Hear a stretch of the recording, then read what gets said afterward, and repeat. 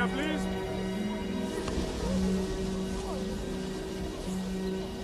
Sir? Go on. Have a good send-off. Yes, sir. Thank you, sir. Mr. Abrahams gave me a picture. The light of the world. Fellows have given me a set of Guatemalas. Up to $2. The ones with the parrot and the pillar on. Look, sir. Oh, splendid, splendid. And, what did Mr. Abrahams say to you? Told you were a miserable sinner, I hope. Mr. Abrahams said I'm never to do anything I'd be ashamed to do in front of my mother. He said my next school would be more like the world. Did he? Did he? What's the world like, do you suppose? Don't know, sir.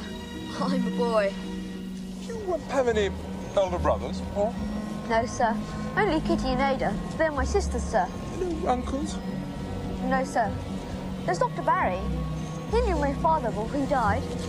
So you don't really know a great many grown-up fellows? No, not really, sir. Mother keeps a coachman and George for the garden. But of course, you mean gentlemen. Oh, I'm going to talk to you for a few moments as if I were your father. It isn't anything your mother could say. Do you see?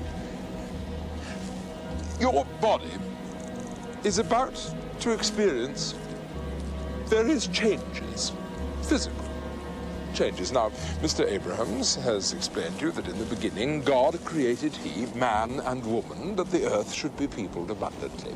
Yes, sir. Sir, what changes? I speak, Hall, of the sacred mystery of sex. The act of procreation between a man and his wife. The procreation, indeed, of all creeping things. You will discover that your membrum virilis, that's Latin for weir. Weir, sir. Means man, sir. Very good, very good. Look, this might be easier if I...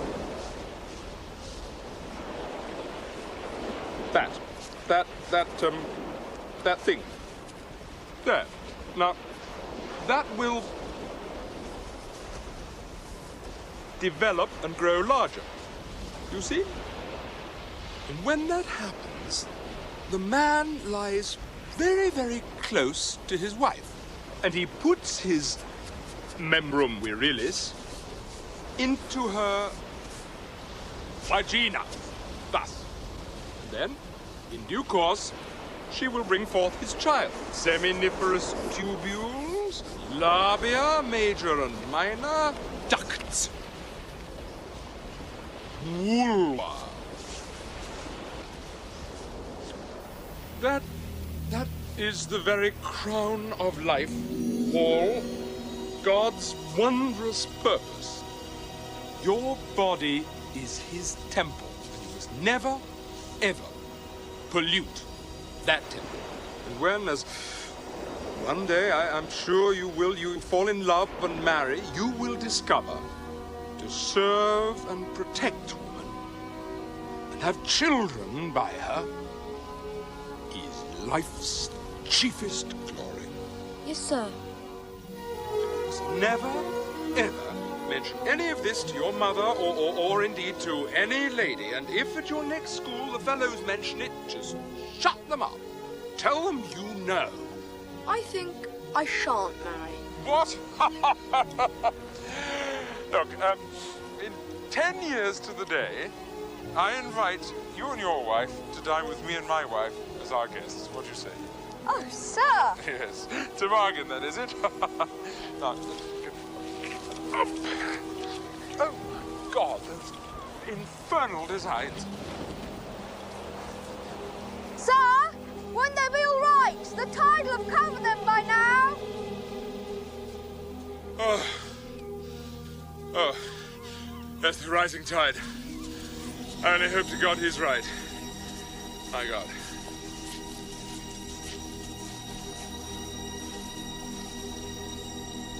Oh, come, Victoria. Come. Wagner's utter rubbish. Fat women with horns on their heads, singing at the tops of their voices about how happy they are to be dying. It's a horrible noise, and it's unhealthy. But music is about death.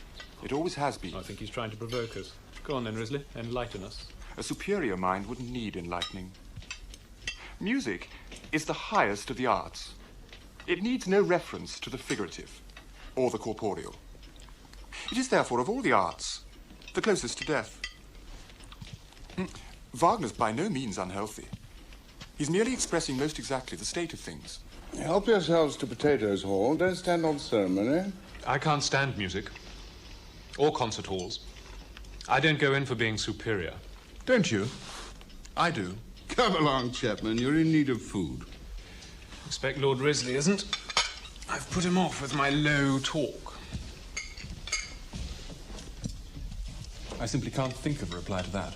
What about saying nothing? Say nothing? Horrible. He must be mad. What you do is more important than what you say. Your deeds are more important than your words. What is the difference? Words are deeds. Are you trying to say that these few minutes talking in the Dean's rooms have done nothing for you?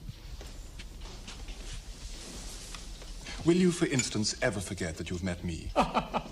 You're confusing what is important with what is impressive.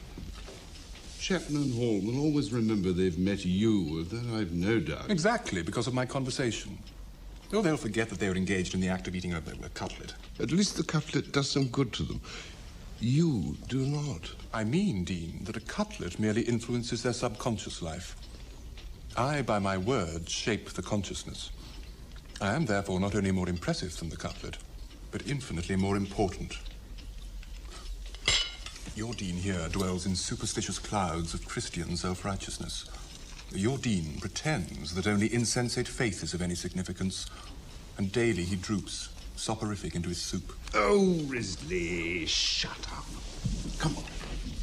I think if a man has ideas like that, he should have the courtesy to keep them to himself. No, no, no. On the contrary, one must talk, talk, talk. It's only by talking that we shall caper upon the summit. Otherwise, the mountains will overshadow us. I'm sure, Hall, you will agree.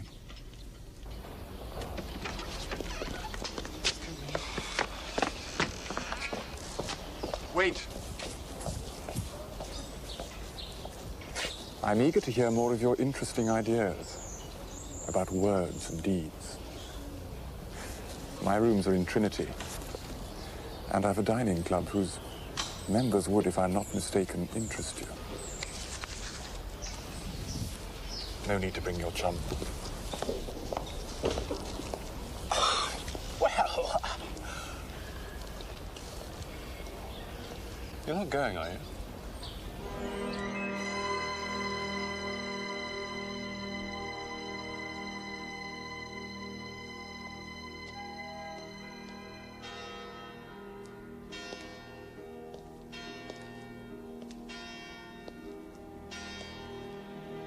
Salutations, Risley. You bargained for more than you've gained.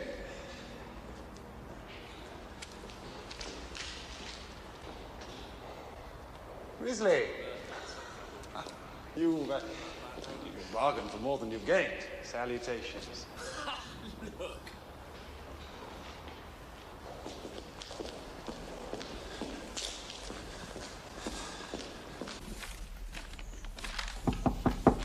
Come in. Hello. You're Durham, aren't you? Yes? I was looking for Risley. Don't know where he is. He's debating at the Union. I was just stealing his pathetic symphony.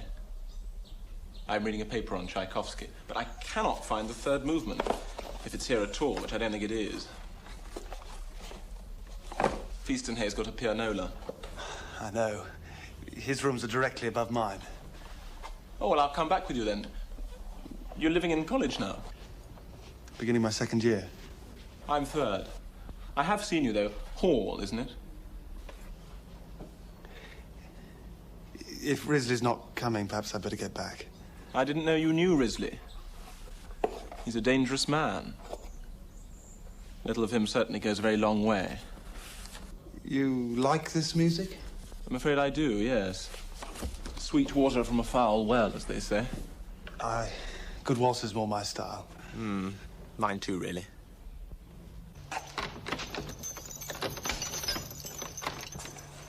Thank you. Good night. Good night, sir. Hall,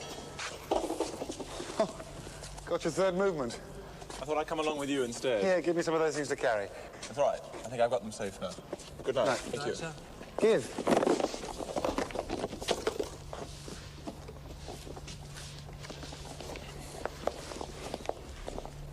Waterboard.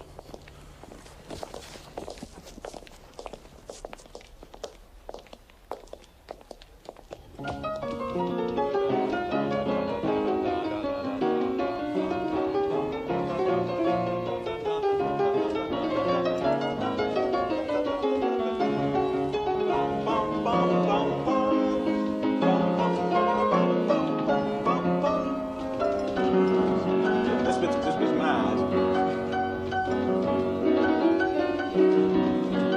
Paul, you should be at this end. You should get as far away from the machine as you can.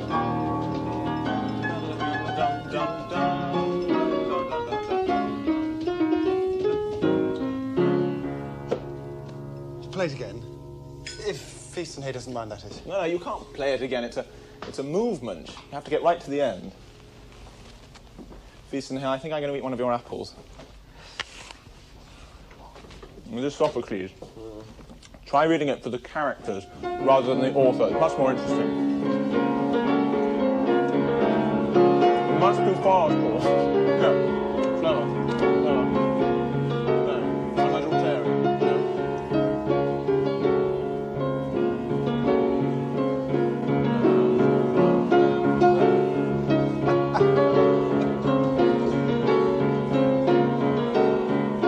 This bit isn't as jolly, really, is it?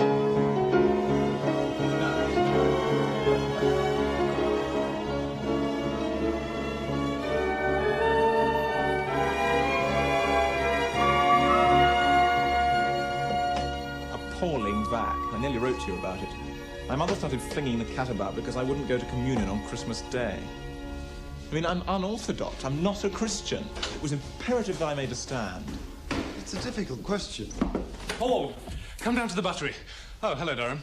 Halliday's been given a case of hock for Christmas. Reward for good behaviour over the back. He's asked for us. I'm sorry, Chapman, not now. We're fixing something. Oh, I see. Sorry. Well, perhaps we'll see you later then. Have you known Chapman long? 5 years, here and at school. Give me a cigarette, would you? I mean, you've got a mother and sisters. All the way through that row, I was thinking what you would have done. My mother never makes a row about anything. That's because you've never done anything she wouldn't approve, I expect. You never will. I'm disgusted with mine. I despise her character. There. I've told you something no one else in the world knows. Won't tell. Tell me about your home life. Nothing to say, we just go on. Lucky devils. Rotten vac, eh? Yes, it was. Rotten. Misery and hell. Oh, that really hurt. What? Ow! Misery and hell, eh? What are you... no, Paul, no. Please, I've got to go. Don't listen to Paul. I've got to go. I've got a lecture. Why let you go there if you're going? Because I can't. You think I don't think, but I can tell you I do. Every human soul has, at some stage, beheld an excellent being. Otherwise, it would not have entered into the creature we call man. When the soul gazes upon the beauty of that being, its beloved, it is nurtured and warmed and is glad. Feast in here, continue, please. When the beloved has made him welcome and begun to enjoy his conversation and society. When their intimacy is established and the loved one has grown used to being near his friend and touching him in the gymnasium and elsewhere. The current, which Zeus in love with Ganymede called the stream of longing. Omit the reference to the unspeakable vice of the Greeks. Ah, yes, sir. He is experiencing a counter-love, a reflection of the love he inspires, and he thinks of it as friendship, not love. Though, like his lover, he feels a desire to see, to touch, to kiss him. The unspeakable vice of the Greeks. The hypocrisy of the man. He ought to lose his fellowship. Oh, come on. No, as a point of pure scholarship. All the poor old dean can understand is the physical act. I'm not advocating that. Cold as a fish on a marble slab, you see. Shut up, Grizzly. I'm trying to make a very serious point here, which is that a masculine love of physical beauty and of moral beauty and of the beauty of the thirst for human knowledge, you omit that and you've omitted the mainstay of Athenian society. It's as if our benighted dean hadn't even read the symposium. You read it, Hall? No, you missed the point. You have to maintain some standards of decency. No, you don't. Not if they're propped up by 10th-hand opinion. Typical of you, I may say. Western civilization happens to be run on the principles of Christ's doctrines, not Plato's bloody essences. What exactly do you mean by Christ's doctrines? They're open to all sorts of interpretations. You know, the redemption, the Trinity. 3 in 1 and 1 in 3, ruler of the earth and sea. Hear us while Damn Christ's doctrines. I can't prove them, but they mean a lot to millions of people, whatever you say.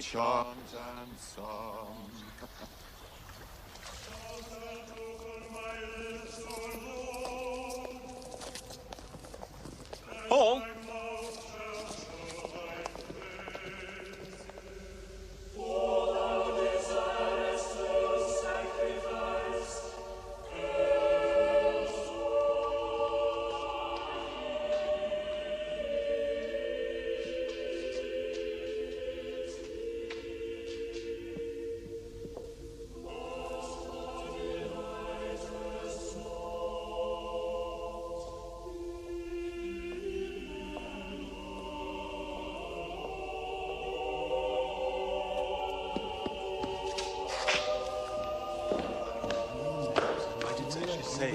Just made me walk out of chapel.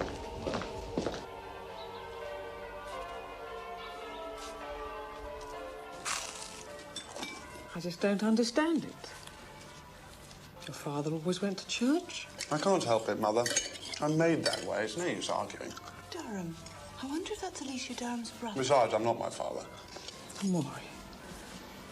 What a thing to say. Well, he isn't. Really, Mother, come on. Kitty, we are talking about things not suited, and you are perfectly wrong besides. Maury is the image of his father. Dr. Barry said so. Dr. Barry doesn't go to church himself. Dr. Barry is a most clever man, and so is Mrs. Barry. Imagine Mrs. Barry being a man.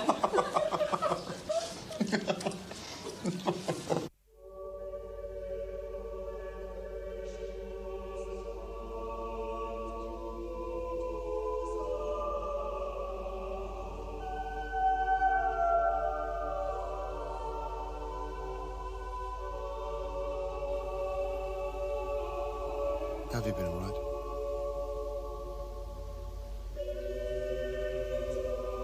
Have you? No.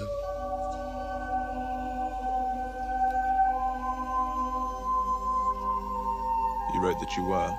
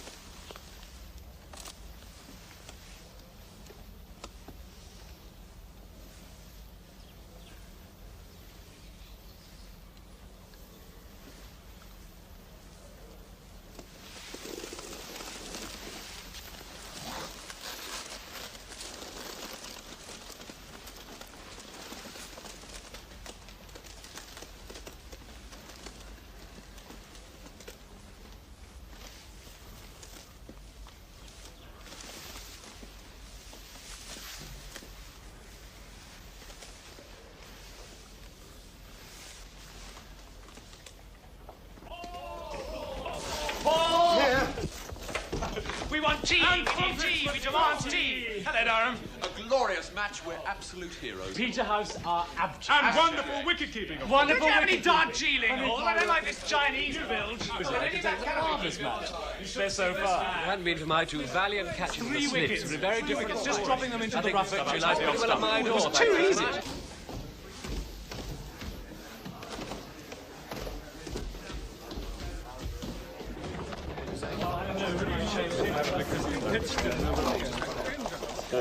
Paul. Durham, where did you get to? I know you read those books in the back. How do you mean? You'll understand then. I don't have to explain. Understand what? That I love you. Don't talk rubbish.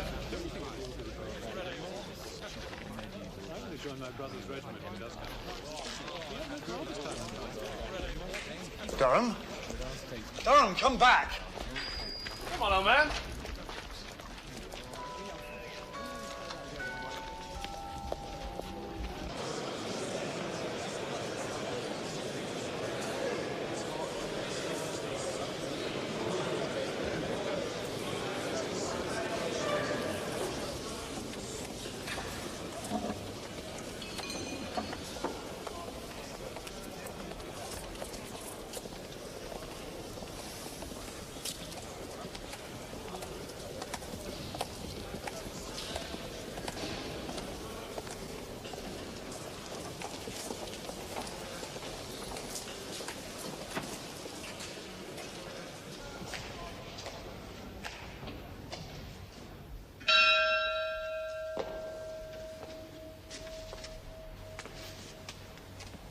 Benedict Domine nobis, et his donis tuis, quae tua gratia et munificentia sumus iam sumpturi. Et concede ut illis salubrita a te nutrite, tibi debitum obsequium praestare valeamus per Christum Dominum nostrum. Amen.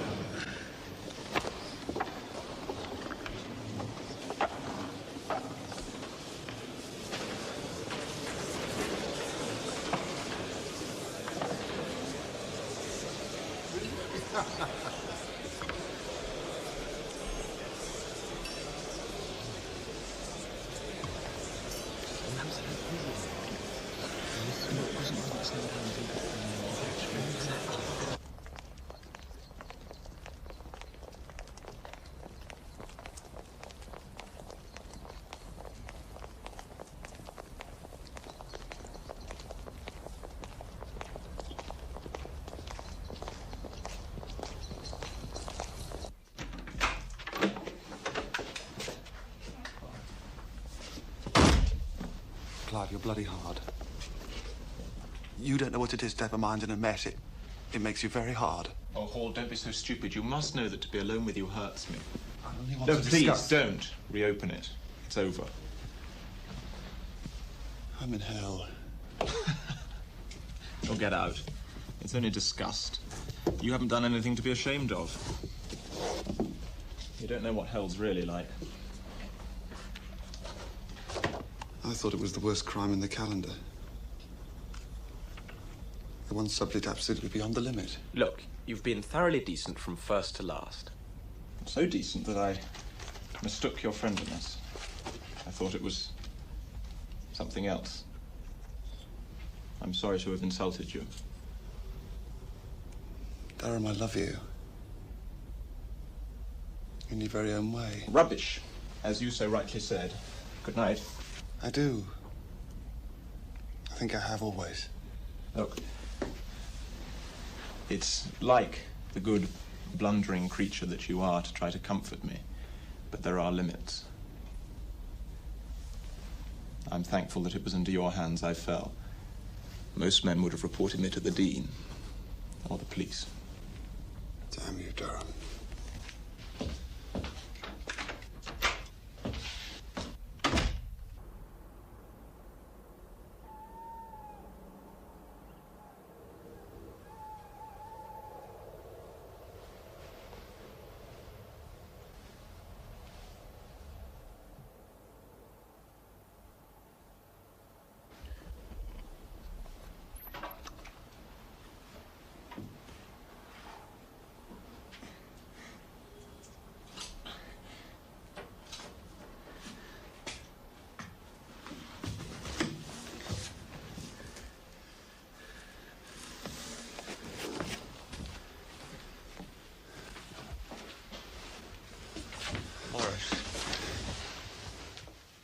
I love you.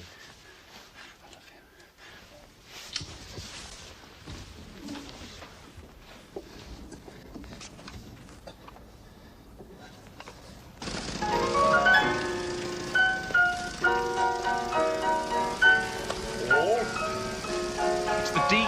Lord! Did you have a lecture? I overslept. Paul! Stop when I speak to you!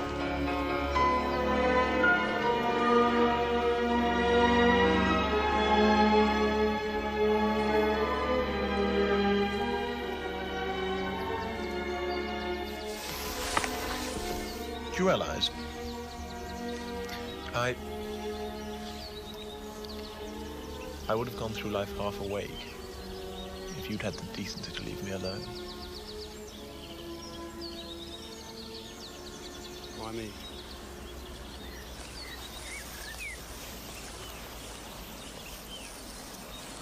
Perhaps we woke up each other.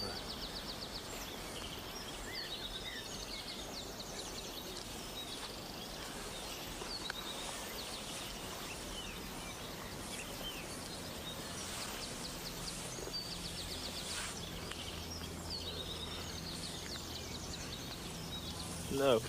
Can't you kiss me? I think it would bring us. I think it would bring us down.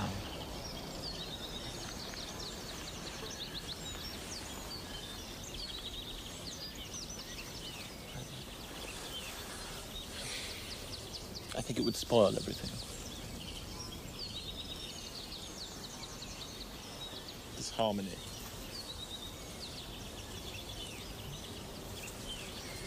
Body, mind, soul. I don't think women have even guessed. You know.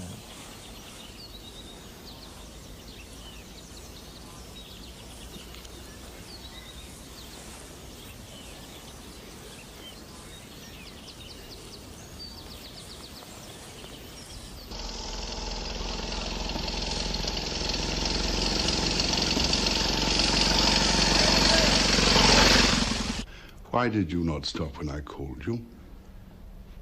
Yesterday you cut chapel, 4 lectures, including my own translation class, and hall. You've done this sort of thing before. It's unnecessary to add impertinence, don't you think?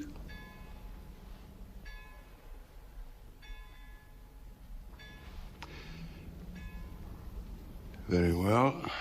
I'm sending you down. You will catch the 12 o'clock.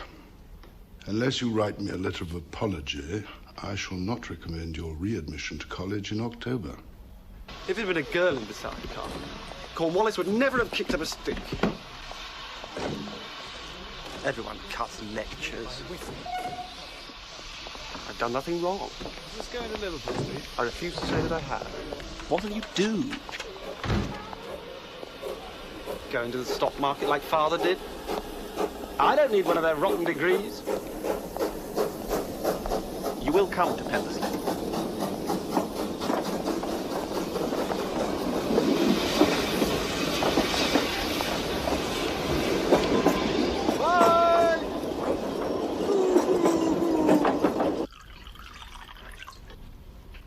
Not quite what you expected, eh?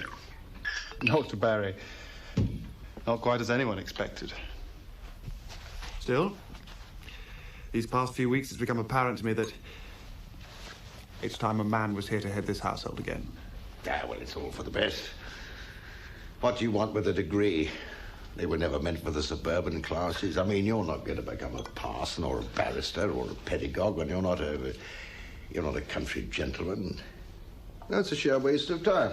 The city's your place. Absolutely right to insult the Dean. If anything, I feel insulted by him. Treated like a schoolboy.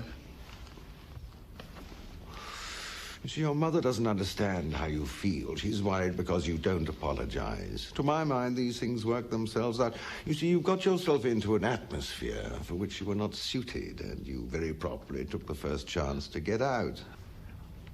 How do you mean? Oh, still not clear.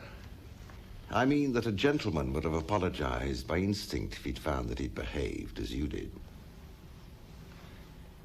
I think it's time I turned in. How dare you bully your mother, Morris? You ought to be horsewhipped. Swaggering about instead of begging her to forgive you. She comes to me with tears in her eyes and asks me to say something. But now, don't answer me, sir. Don't answer me. I want none of your speech. You're a disgrace to chivalry. I'm disappointed and disgusted with you.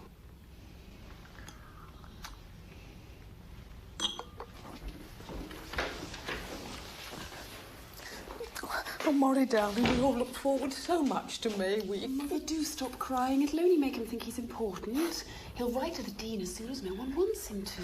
Kitty, I won't. I don't see why you shouldn't. The little girls don't see a great deal. I see a great deal more than some little boys who think they're little men.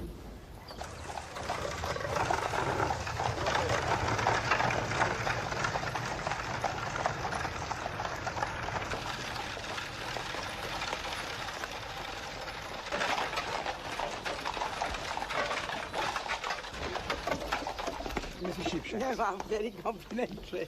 Thank you so much. Skeggs, Olivia, Woolly, dear. I think everyone should curtsy, don't you? I've had such an interesting talk with Mr. Hall. And isn't Clyde handsome? Mother, this is Morris Hall. Welcome to Pendersley, Mr. Hall. How do you do?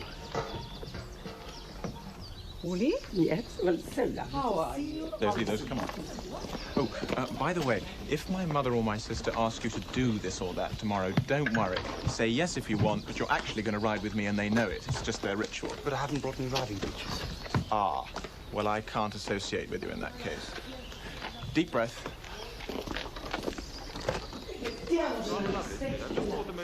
You must be Mr. Hall. I'm Pippa Durham, Clive's sister. Yes, he's... May I introduce Mr. London? Mr. Hall. How do you do? Archie London. How do you do? I'm the lucky devil who's to marry her.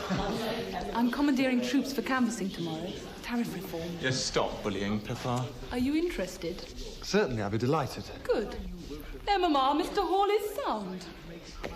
Pippa, dear, there's Mr. Hall in his room. The blue room, Mamma. The blue room. Poor man. The one with the smoking fireplace. Simcox?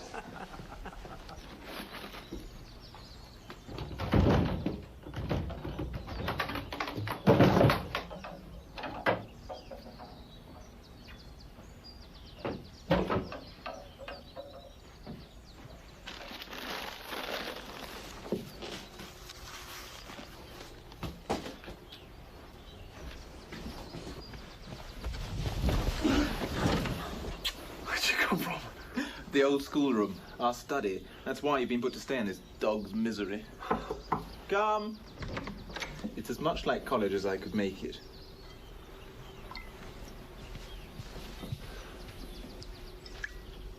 Look at the view, though. There. You may shoot rabbits from this window. Oh, it is jolly for me coming here. Well, this place will never seem the same again. I shall love it at last. Would there be anything else, sir? No, thank you, Millie. No, that's all. We're up the staircase by ourselves. We need never be in any other part of the house. Apart from meals, that is. I'll leave you to unpack. See you down there.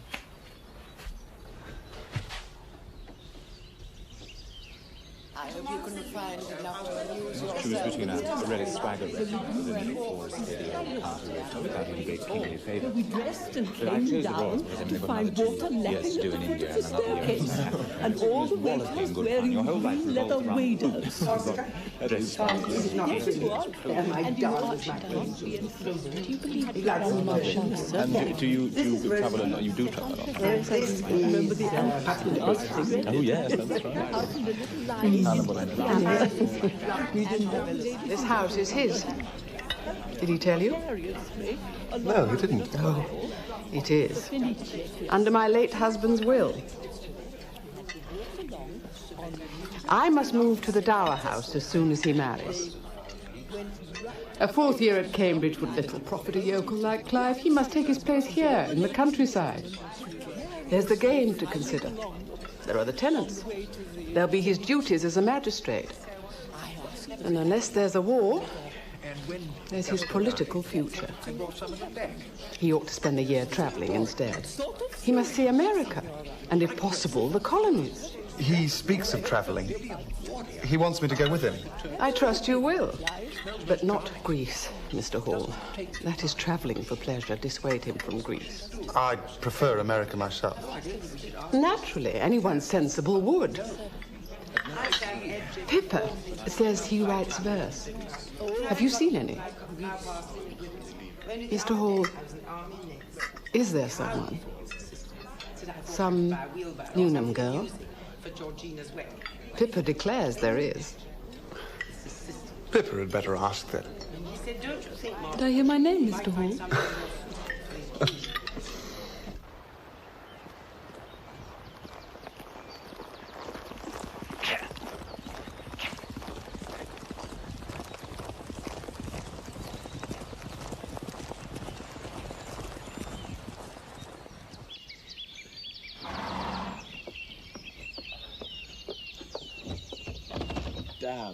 Damn, it's locked.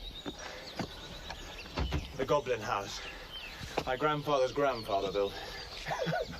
I locked Pippa in here for a whole day once when we were small.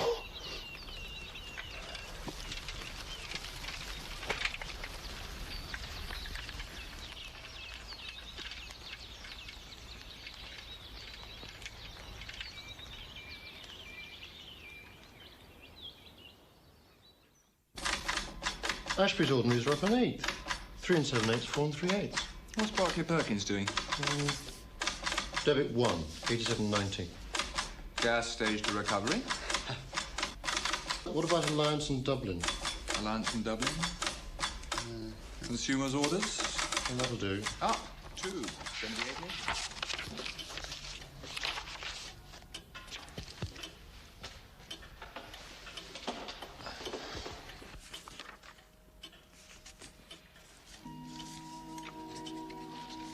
Perhaps, dear Mrs. Hall, when Clive has finally completed, and pray heaven passed, his bar examinations, would Ada not like to come down and stay with us here at Pendersley? I do declare that our sons find amusement in the friendship of our 2 families. But Ada is such an attractive and good-natured girl. Although at present Clive appears to regard his Fridays to Mondays in town as sacrosanct, I'm sure that he too could be enticed down. I'm writing to Mrs. Hall. I thought Ada might like to stay. Ada, isn't that the girl whose grandfather's going to leave her a lot of money? Bride for my godson, Clive. Really, perhaps Clive doesn't want to marry yet. Oh, would you be so good as to post this, what's your name? Scudder, man.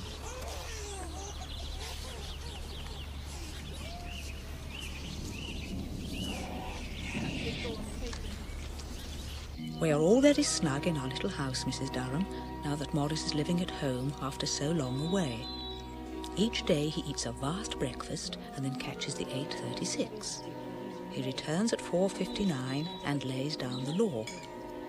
He has developed, under your son's influence, into far more of a personage than we had expected. One hardly begrudges him the time he spends as Clive's guest in London. Is Clive not fortunate to have a London house now as well as beautiful Pendersley Park? I do confess that I'm looking forward to meeting their amusing London set, pictures of some of whom we see in the illustrated newspapers here at dull Afriston Gardens. But I concentrated All on rather the frisky, tips of I his thought, moustache. Do you think I might have one of your cigarettes? Do you not think that Morris's moustache will be the making of him?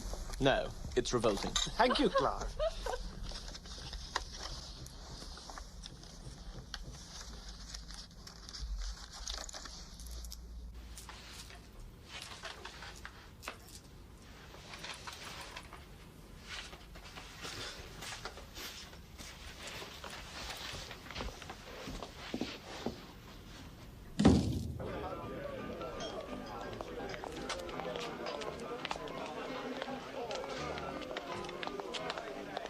Your cavalrymen, must have legs so straight that they can hold a sixpence between their legs all the way up.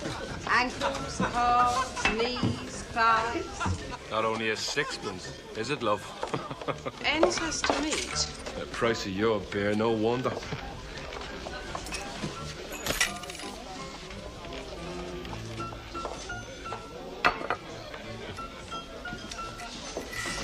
You never do it. That man is due.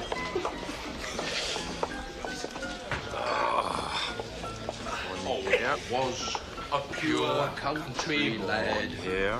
Till I took the Queen's shilling. One here. But now it seems I've turned out bad. It's there.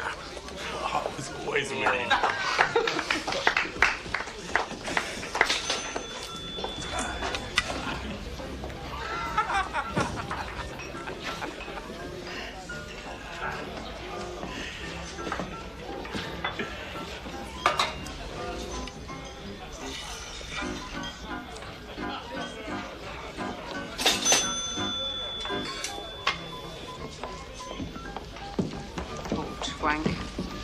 Well, I suppose it's pints all round, gentlemen.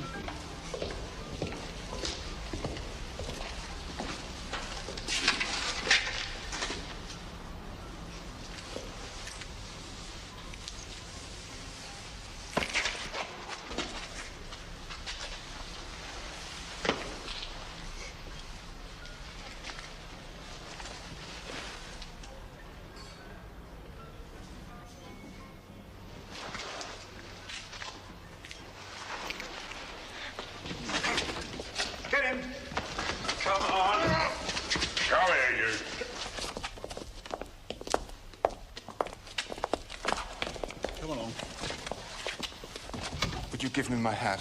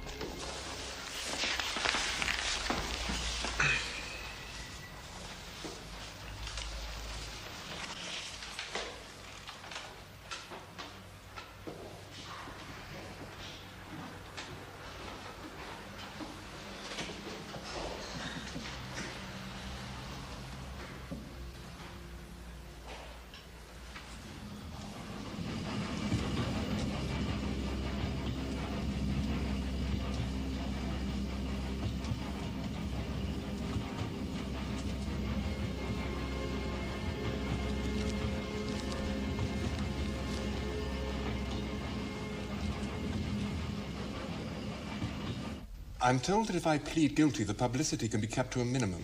And what am I to do? You must understand.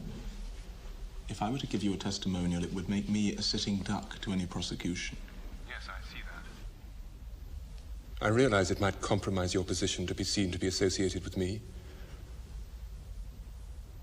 quite understand that. Good night, Clive.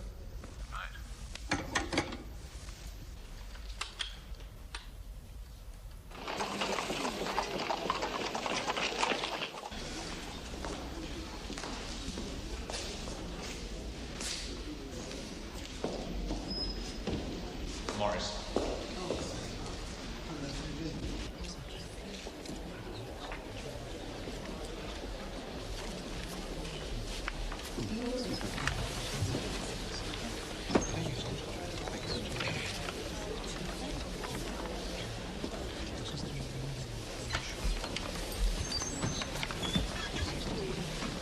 Where have you been?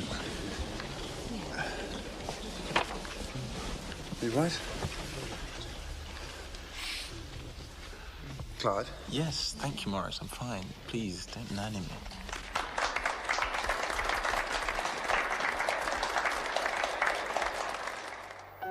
The defendant is a man of breeding who, rather than setting an example, has regrettably attempted the corruption of his social inferior. He is a man of considerable learning who has taken advantage of the gullibility and the baser passions of his intellectual inferior. Lord Risley, your guilt has been unquestionably proven before this court. As you are no doubt aware, I am empowered to sentence you to imprisonment with flogging. However, in view of the promising career in politics, which has been terminated by your disgrace, and in view of the position in society which you have forfeited, I am inclined to leniency in sentencing you to 6 months' imprisonment with hard labor. Silence! I am satisfied that you will pay for this for the rest of your life. Take him down.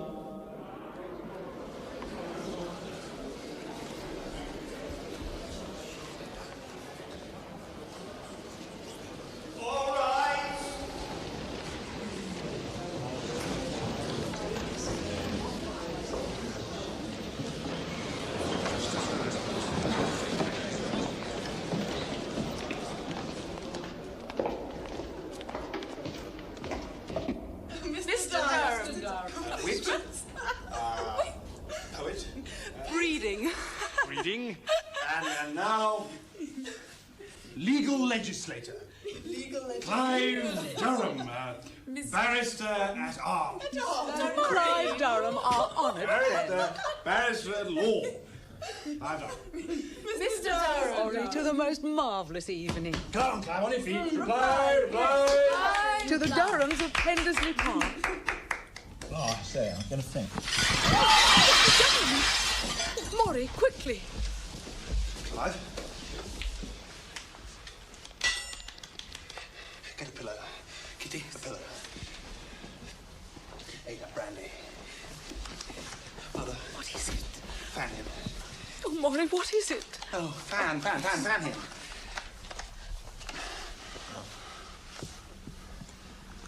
All right. Silly. Oh. All right. I'm all right. Certainly not. Morris is going to carry you. Oh dear. Mr. Durham. Mr. Durham, try and put your arms around Maury. Come along, old man. Up you come. That's it, Maury. Come on. Put your arm up. All right. The doctor. All right. Somebody telephone. All right, Maury. Forward. Oh, do be careful, Maury. It's rather hot. Mother, you needn't tell the others I kissed Durham. He wouldn't like it. No, of course not. I was upset and did it without thinking. As you know, we're great friends. Relations, almost. Mother, the doctor's here.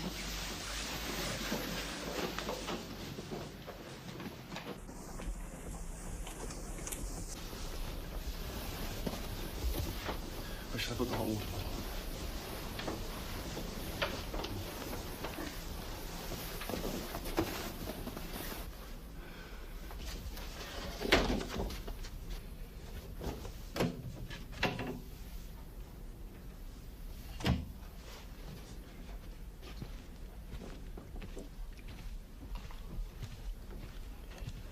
You mustn't do this sort of thing. You mustn't, it's filthy. Doesn't worry me. I don't say this just to please you. We can carry on all night as far as I'm concerned. Hello, the doctor's coming up. He'll see me like this. I hope he does. Oh, hello, Chard. Sorry to call you out so late. Just curious chat. He fainted at dinner, and he can't stop crying. Been working hard? Yes. Now he says he's going to Greece. So we shall. You clear out now. Told your sisters none of you ought to come into this room. My sisters, yes. I'm looking after him. You equally. Miss Kitty has telephoned to the Institute for a nurse. Why is everything done in such a damned hurry? Thought a nurse might amuse him. And can't we amuse him? I can nurse him myself. Ooh, have you wheeling the baby next? Beg your pardon? I suppose I ought to have the nurse. Right. She can make you more comfortable than I can.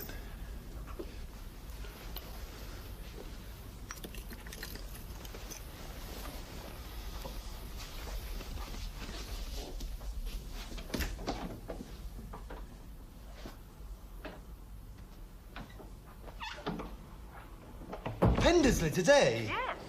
Mother, he can hardly stand up. What does Jard say? He seems to think he's well enough to leave. Keep him there.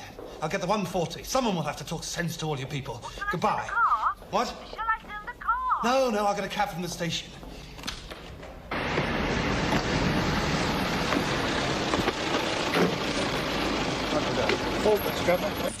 Thank you. Thank you very, very much for being so kind.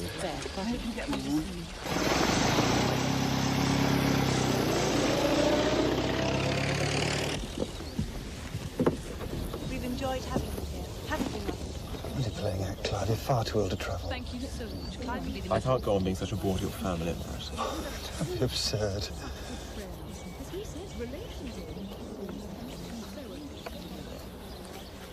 Mother, get in. Goodbye, Miss Durham. Don't let your coachman bump you out.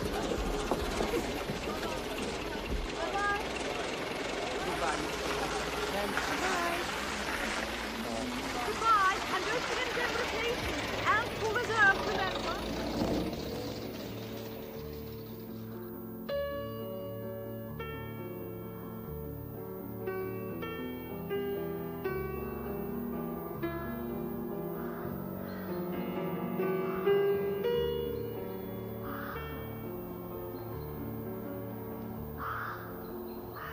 I'll tell Cook.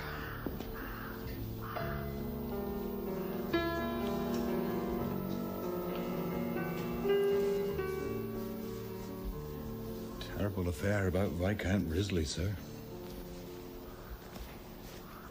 And him a parliamentary private secretary, too.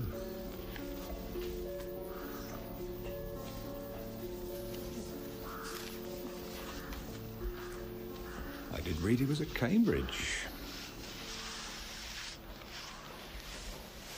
Like yourself, sir. You will never mention that subject again, Simcox, while you remain in employment here.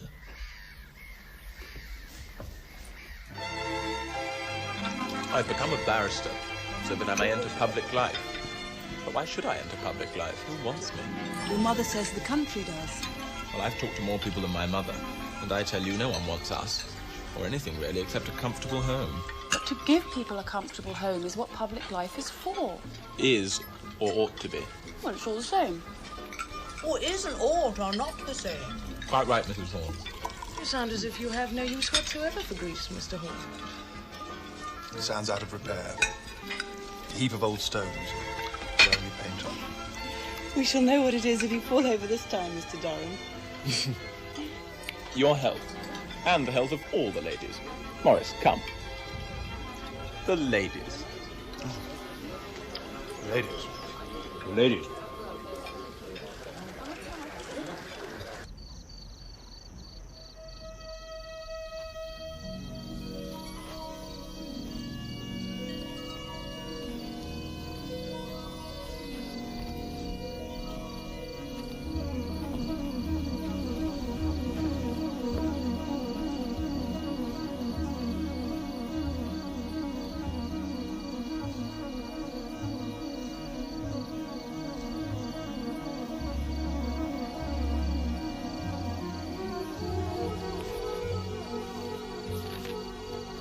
Dear Clive, still no word from you.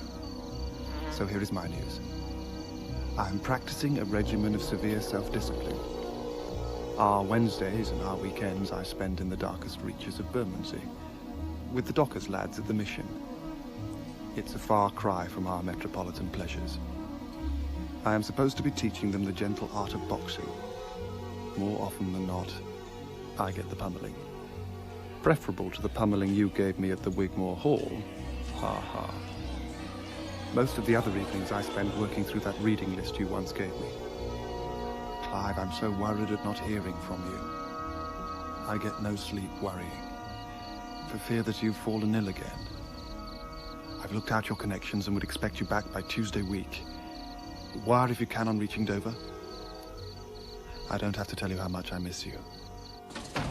Mr. Durham. Oh, Morris is away tonight on business. Oh no, where's he gone? Don't ask me. We know even less about him than when you were last here, if you think that's possible. He keeps everything so secret. Mother, Ada, Mr. Durham is back from Greece. What was Greece like? Rather disappointing, I'm afraid. It's not exactly what I'd expected it would be. Why did you let us know? There'll be nothing but pie. We would have given you a real English dinner. Don't worry, I can't stay to dinner anywhere. Oh, no, Mr. Durham, you must stop the night. We've missed you. Haven't we, Ada? Kitty. Morris told us you'd be back last week. He was so disappointed. We can practice on you. We've joined an ambulance class. We need a victim to bandage up. It was Dr. Barry's idea. He says there's going to be a war soon. You sound just like Morris. Your voices are wonderfully alike. It's because I have a cold. No, you are alike. You do have the same voice and nose. And by that, of course, I mean the mouth, too. And also his good spirits and good health. Kitty, on the other hand, has his brains. Ow, that really hurts. Ow, ow. Yeah, but it's my hair. That's very good, Kitty. Thank you. These are excellent. I feel so much better. If you knew what it was to be in England. Is Greece not nice? Horrible. Morris said you'd like Greece. Morris doesn't know. I'm happy you're back. Morris is home. Clive? Oh. Come out of all that, Clive. Why did you let them? I say, he looks well. You look well. Come and have a drink. I'll unpick you. No, girls, not you.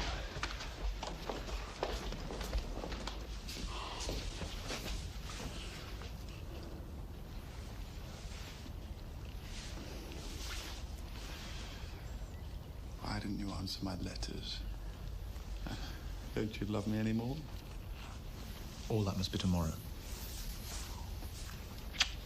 Quite so. Have a drink. Morris, I don't want a row. I do. I want a row, and I'll have it. Why didn't you write? What secrets are you keeping from me? I was trying to work things out, and I couldn't explain in a letter. One oughtn't to have secrets, or they get worse. One ought to talk. No, thank you. Huh. Talk. Provided one has someone to talk to, as you and I have. I've thought about this solidly for the last month and a half. We've got to change, you and I. Can the leopard change his spots? Clive, you're in a muddle. What is it you're afraid to tell me? Surely we've got past sparing each other. We can't trust anyone else. You and I are outlaws. All this would be taken away from us if people knew. Precisely. By continuing like this, you and I are risking everything we have. Our careers, our families, our names. Balls. I don't give a damn about name. What sort of a life would I have without you? I risk everything, and gladly, because the one thing I dread losing is you.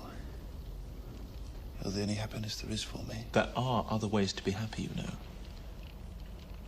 We could explore those a little. Not for me. Morris, think how easy life is for people who don't have to go through all this. This secrecy, never being able to talk about the person whom you're in love with to anybody.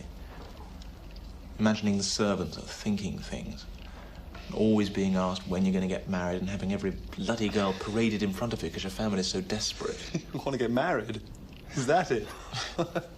You're in love with some girl? Who is it? No one.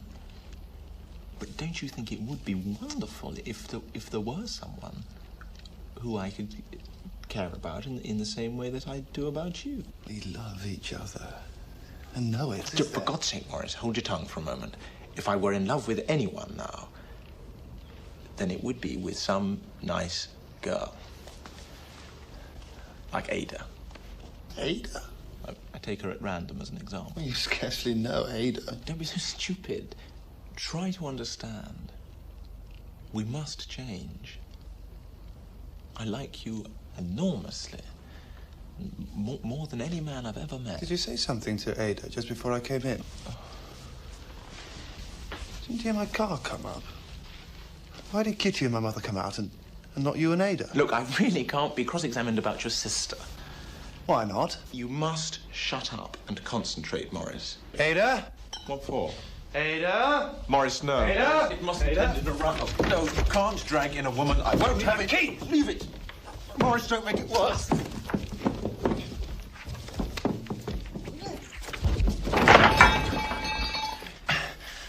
I didn't mean to. Did I hurt you? I'm all right. What an ending. What an ending. Morris? What's going to happen to me? I'm done for. Morris? Clive? Ada. What's the matter? Nothing, it's fine. What's happened to your lip? It's perfectly all right. Just fooling about.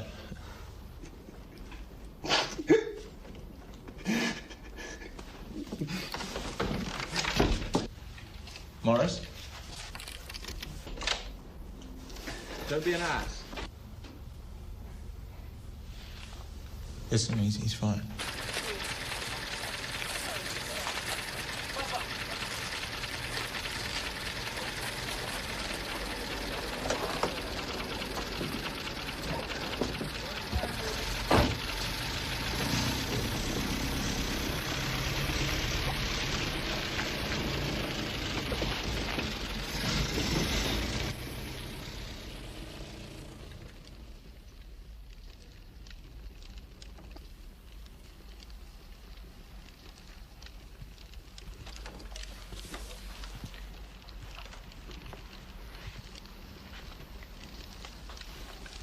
What's the matter with you? Nothing. Yes, there is. I can see it. Can't take me in. No, really, Morris, it's nothing. Why? What did he say? Nothing. Who said nothing? Clive. He said nothing. Clive, is it? What is Mr. Durham to you? Answer.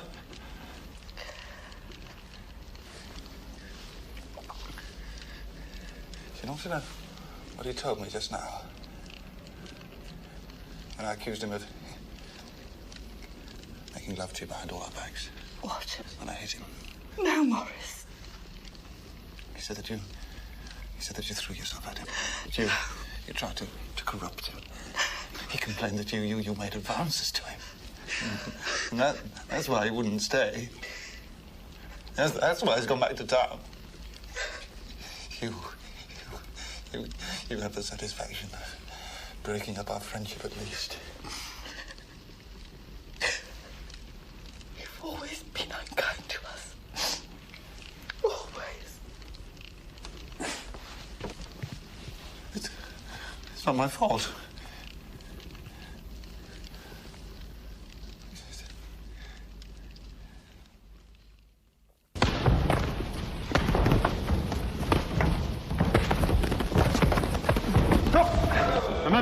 Step back.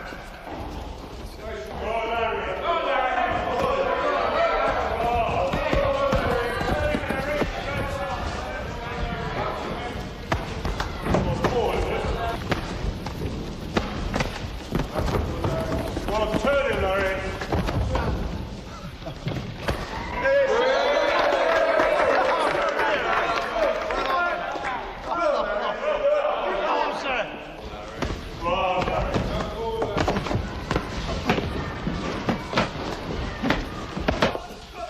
It's good officer. There ain't many city gents that'd give up their Saturdays. Good night, sir. Good night, Mr. All, sir.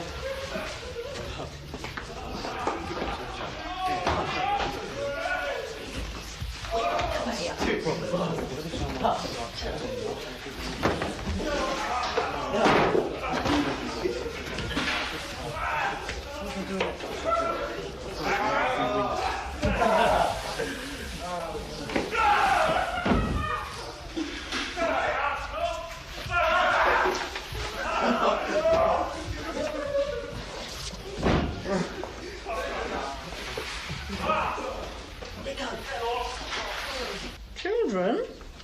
Clive Durham is engaged to be married. How friendly of his mother to tell me. Who is she? Lady Anne Woods. You can read it yourself later.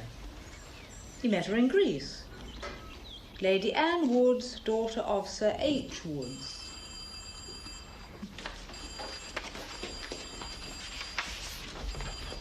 Oh, Mother, you got it wrong. What Mrs. Durham wrote is, I will now tell you the name of the lady. Anne Woods, daughter of Sir H. Woods.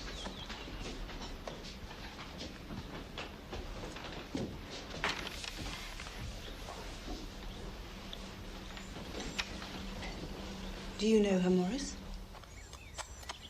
Oh, yes. Mr. Chapman, Miss Hall. Thank you.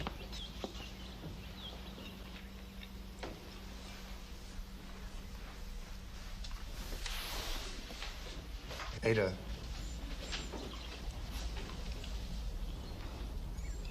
Ada, I behaved badly to you after Clive's last visit. He never said those things I let you think he said. He never blamed you. I don't care whether he did.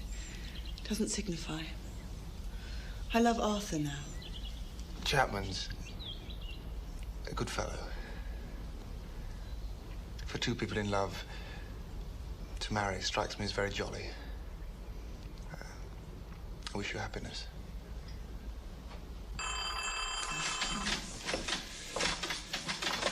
Hello. Mr. Hall, please. Hall, please. Argentine Northern Land. Come up again. Up sick. Hello? Hello, Morris. You'll have heard my news. Yes, but you didn't write, so I didn't. Quite so. Well, the wedding's next month. You'll be an usher? Best of luck. Anne's with me. She wants to talk too. I'm Anne Woods. My name's Hall. Morris Christopher Hall. Mine's Anne Claire Wilbraham Woods. But I can't think of anything to say. You're the 8th friend of Clive's I've spoken to this morning like this. 8th? Yes, the 8th. I'll give Clive a turn. Goodbye. Morris, Anne has £100 in her pocket. Would you invest it for her? Certainly. What sort of thing? Whatever you fancy. I'm not supposed to fancy more than 4%. Barclay Perkins. Brewing and distillers, they're at 5%. All this is Argentine Northern Land. They've gone up a 6th. Land investments. How about, I like the last one best. Very well. Send the cheque here, would you? Can't you come down to Pendersley next week? It's short notice, I know, but later everything's going to be chaotic. I'm afraid I can't do that very well. Yes. Hill's getting married too. Things are more or less busy here. And after that, Chapman's marrying Ada. Well, come in September. Not October, because that's almost certainly the by-election, but come in September and see us through that awful Park versus Village cricket match. All right. You'd better write nearer the time. All right. Goodbye then, Morris. Goodbye.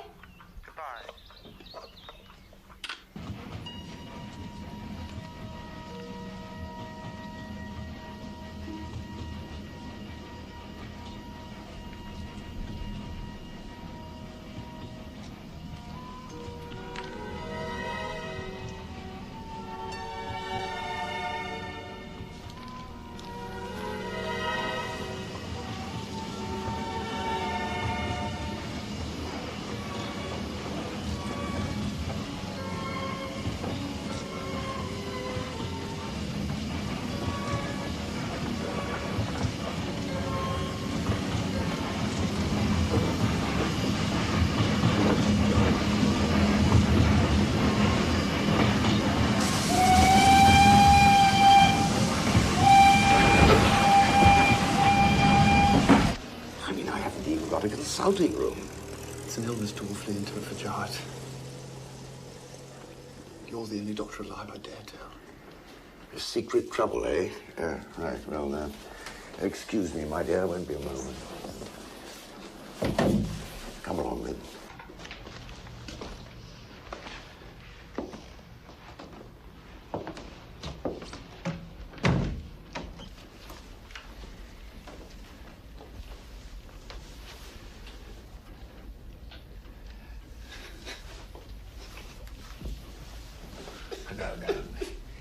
Now, take your time.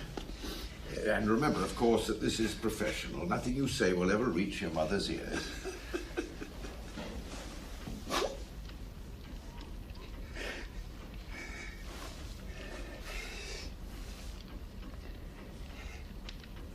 It's about women. Well, we'll soon fix that up. Fix me, for God's sake. I'm done for. Oh, don't be afraid of me. Now, when did you catch the beastly thing? It's nothing as filthy as that. In my own rotten way, I've kept myself clean. Oh, well, let's have a look.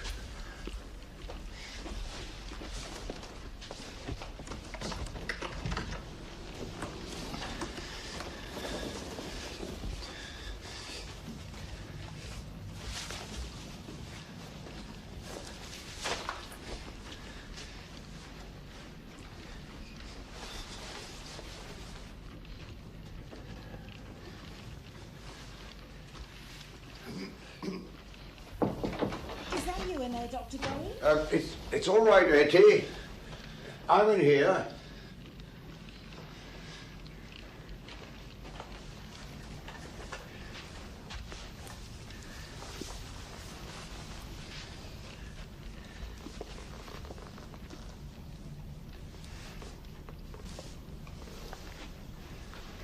You're all right. What do you mean, sir, all right? Well, what I say. You're a clean man. Nothing wrong with you down there. You could marry tomorrow if you like. If you'll take an old man's advice, you will. To cover up now, it's so drafty. What put all this into your head? You've never guessed. I'm like Claude Risley. I'm an unspeakable, the Oscar Wilde sort. Rubbish. Rubbish. Dr. Barry, I can't have explained. Now listen to me, Morris. Never let that evil hallucination, that temptation from the devil occur to you again. I mean, who put that lie into your head? You, whom I see and know to be a decent fellow. Dr. Barry, I want... No, sir, I'll not discuss. The worst thing I can do for you is to discuss. Not rubbish to me. Rubbish. Been like this ever since I can remember. Without knowing why. Am I diseased? If I am, I want to be cured. Find yourself a pretty young woman. She'll soon cure you. It's unspeakable. Come, dress yourself. Oh, yes, sorry. Etty, whiskey.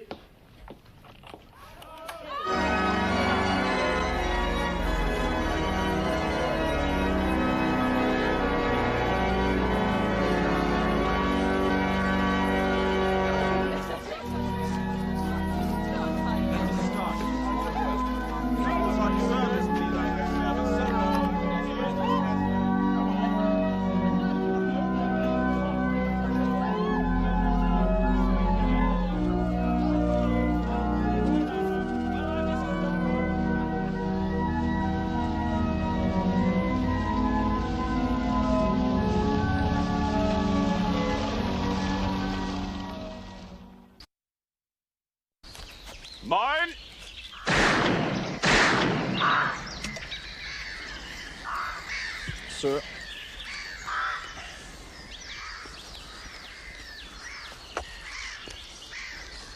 Bullseye. One less bunny for Durham to lose sleep over. What? Oh, buck up, man. Corpore sano. Look out! Mine! Jam! Well, you gentlemen wish to continue shooting. The mist's coming down. I suppose he thinks it's our fault. Very well, Scudder. We may as well pack it in. You'll bring the game book up to the house. Oh, cheer up, old man. What has got into you?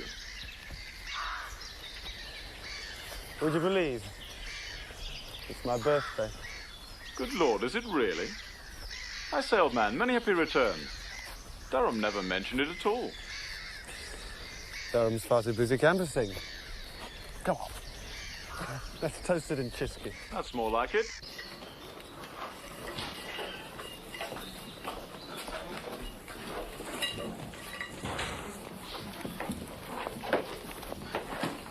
Telegram arrived for you at midday, sir. Oh, thank you, Simcoe. Crazy. Durham did remember your birthday. Shall we have that drink? 2 large Chiskies, Simcoe. Very good, sir.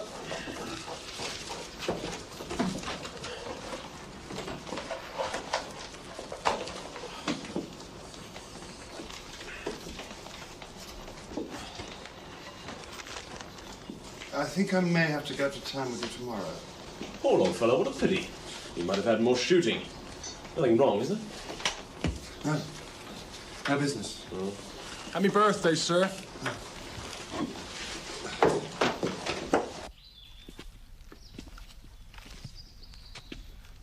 Hello. Did you have a good day shooting? Oh, frightful. It's awfully rude of Clive to have been here so little. But he's working so hard. And I do think it'll be a good idea for the poor if he does get in, don't you? He's their best friend, if only they knew it. We can't worry too much about the poor. I must give them a leg up for the sake of the country, of course, but they don't suffer as we should in that place. I see we're in the hands of the right sort of stockbroker. Oh, here's the Reverend Brenius. He's joining us for dinner. Do you know him? He's come to scold Clive about the tenants' housing. Now, he would say that they want love. No doubt they do, but they won't get it. Mr. Hall. I scold Clive for being cynical, but really I think you're being horrible. I get used to being horrible. Poor get used to their slums. After you've banged about a bit, you get used to your particular hole. Everyone yaps at first. I've had a telegram. I've got to go back up to town tomorrow. Oh, no. Not bad news, I hope. No. Well, in that case, it must be an amorous intrigue. Morris has to go back to London tomorrow. What? Well, that's what he told me. Oh, damn it, he's only just arrived. He had a telegram. He's being awfully secretive. Well, he's being impossible. What about the cricket? I rather like him. I've a private notion he's in love.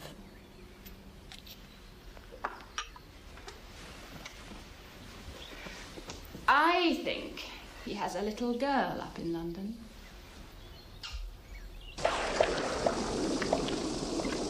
Your hand, Pippa.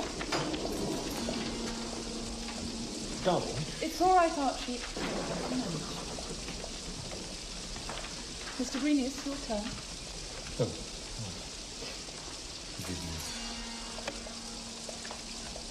The family ghost again. There's the sweetest little hole in the ceiling. Clive, can't we leave it? Well, we shall have to, but let's move the pianoforte there, because I don't think it's going to stand much more. How about a saucer? Clive, how about a saucer? Once the rain came through the ceiling of the club. I rang the bell and the servant brought a saucer. Yes, I ring the bell and the servant brings me nothing. I knew this beastly present would come in useful. Poor Kendallsby.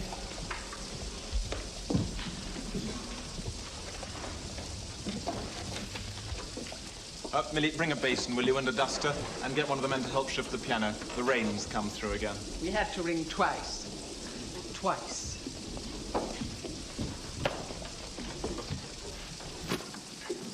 You've got wet under the sounding board, I'm afraid.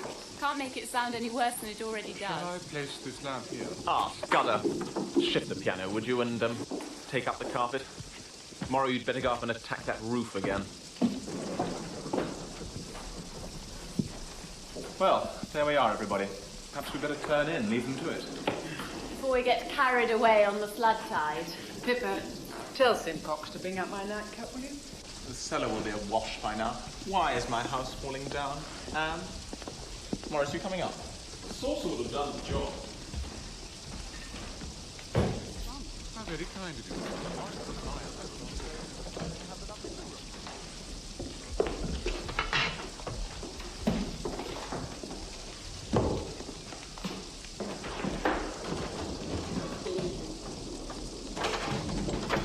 Down there a bit.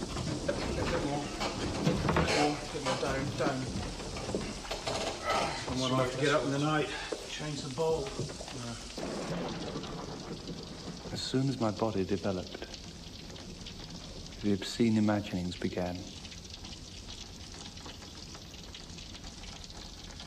I thought that some individual curse had descended on me. My schooling was pure enough. A terrific scandal there before my arrival meant that we were drilled all day and policed all night. I had little chance, therefore, to talk about such experiences with my schoolfellows. I am the only son in my family.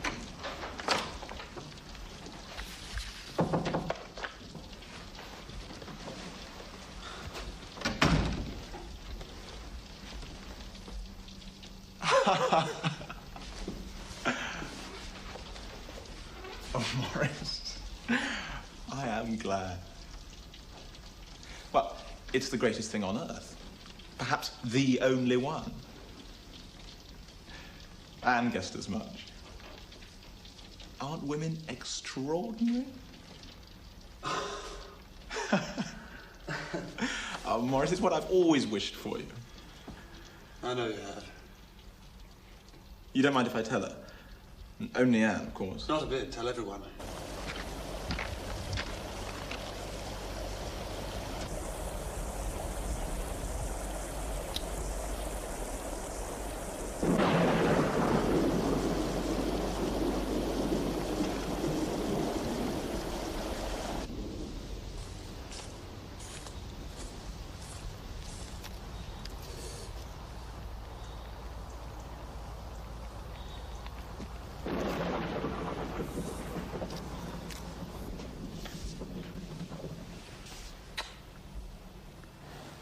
You don't mind? I just wanted to show that I hadn't forgotten the past. But I agree. Let's not mention it again. All right. Aren't you glad it's all ended properly? How properly? Well, instead of that muddle last year. With you.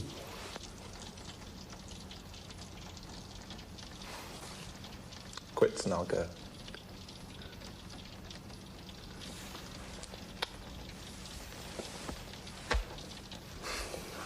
Come back here as soon as you can, won't you?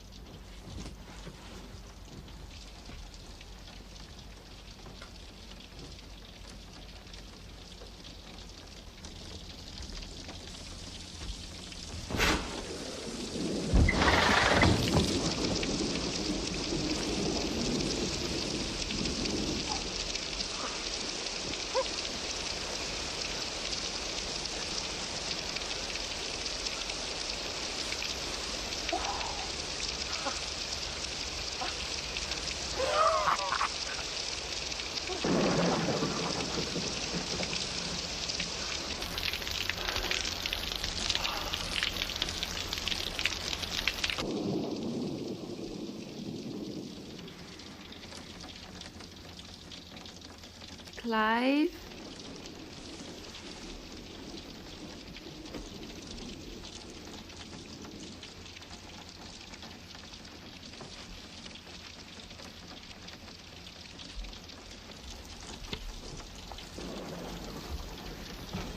I've been talking to Morris.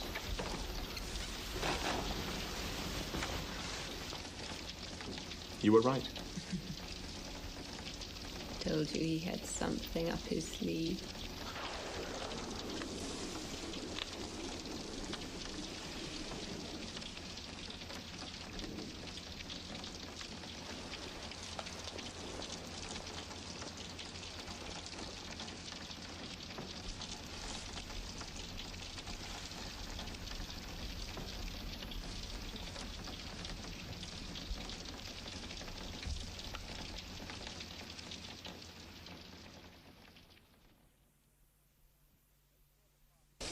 Make sure the tarpaulin covers the cover. Now pull it down. I think he's after a tip. Time to boil his head. I offered him 5 shillings and he wouldn't take it, damn cheek. Best of luck. I'm so glad you're not really horrible. Are you? Goodbye, dear Morris. Goodbye. You gave him more, I suppose. 5 shillings not good enough. You'll only take gold.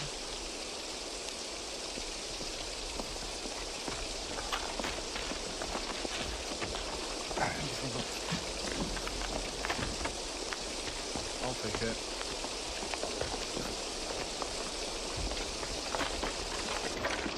Clive! You're coming back very soon. Good luck. Thanks, old man. Cheerio, old man. Archie, goodbye. Goodbye. Take us some coke. Goodbye. Bye. Goodbye. See you soon. Bye, Morris. Goodbye. I do wish I knew the girl's name.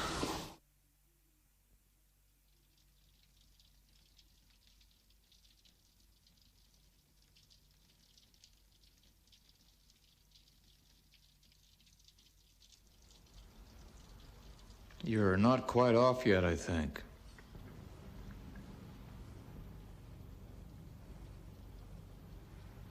No, I'm not.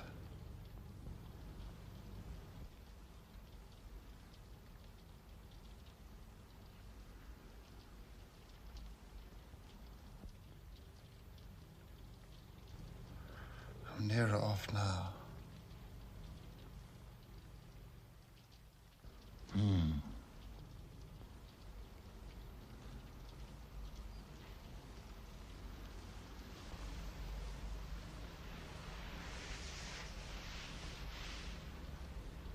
How do you like my consulting room?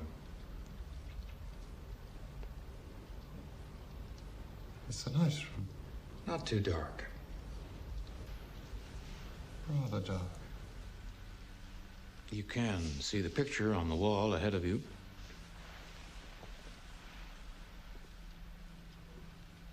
Come nearer, Mr. Hall. Take care of that crack in the carpet, though. How broad is the crack? You can jump it.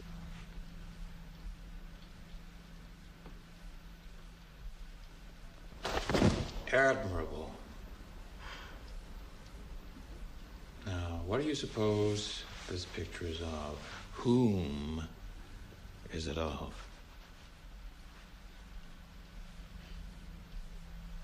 It is Miss Edna May.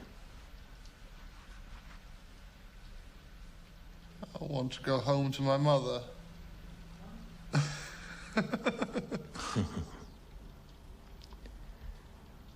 Miss Edna May is beautiful.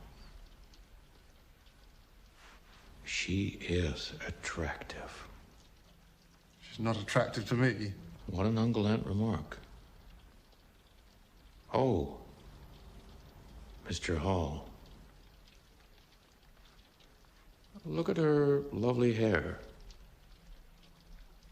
I like short hair best. Why?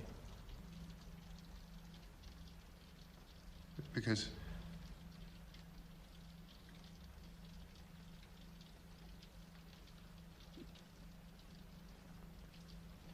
Because...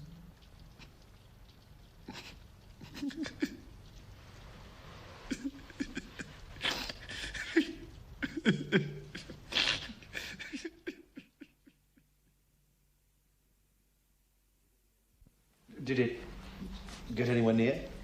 You're open to suggestion. I made you see a picture on the bare wall. I'd like another appointment. Telephone me in 2 weeks. In the meantime, take exercise in moderation, a little tennis, stroll around with a gun.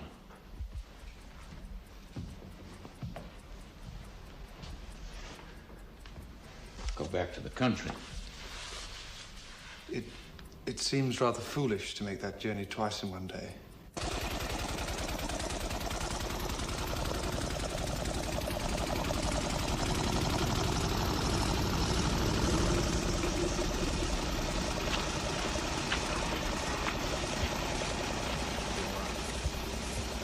Hail fellow!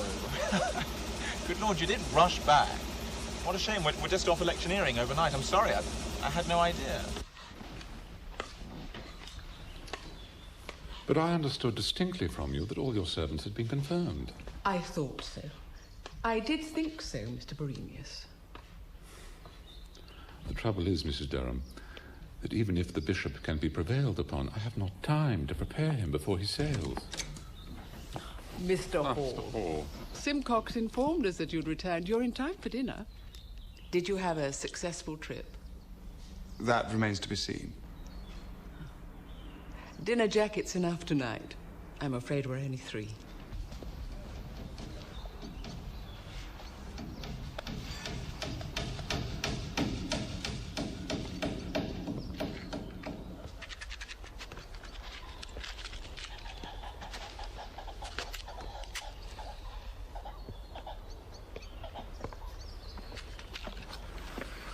Pardon me, sir. Will the gentleman be shooting tomorrow? I don't think so. Obviously not. It's the cricket match. I'm sure, sir, I'm very sorry if I fail to give you and Mr. London full satisfaction, sir. That's all right, Scudder. Glad to see you down again so soon, sir. That's all right, Scudder. The way that Scudder sprang his notice on Clive, his brother has found him a job in the Argentine. His brother has got him the fare, so off he goes.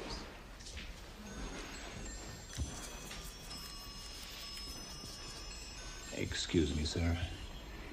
The underkeeper wonders whether you have orders. I saw him before dinner, Simcox. Nothing, thanks. Tomorrow's the match. I did tell him. He wonders whether the gentleman wished to bathe between innings, sir. He's just bailed out the boat. If that's Scudder, will you tell him I'll come and speak to him directly? Very good, sir.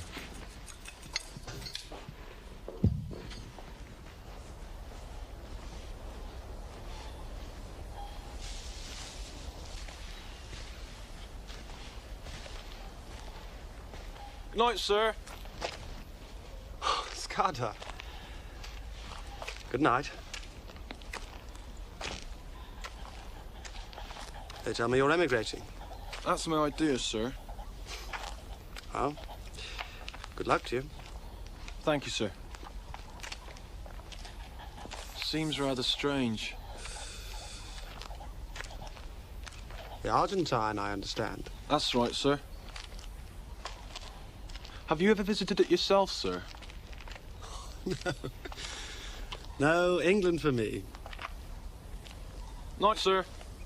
Good night.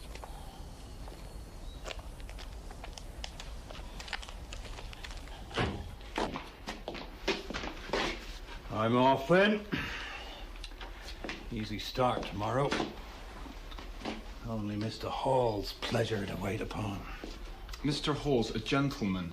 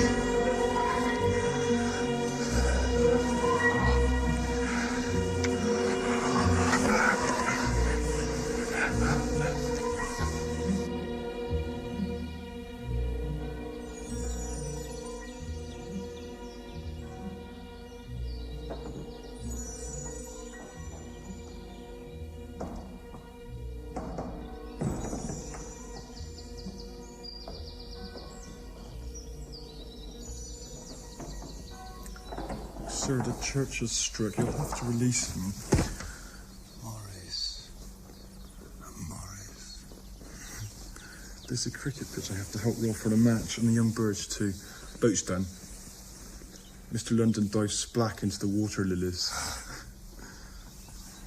They told me that all young gentlemen learn to dive, but I never learnt to. It seems more natural, like not to let your head get under the water. I call it drowning before your day. I was taught I'd be ill if I didn't get my hair wet.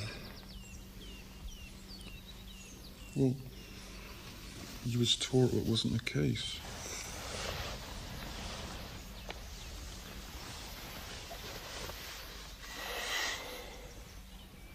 Alec, do you ever dream you had a friend? Someone to last your whole life?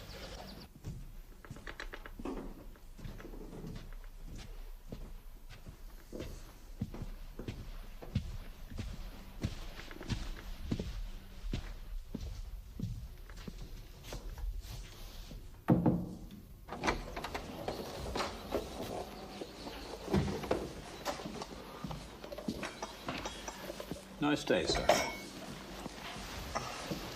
Nice day for the match. Hmm?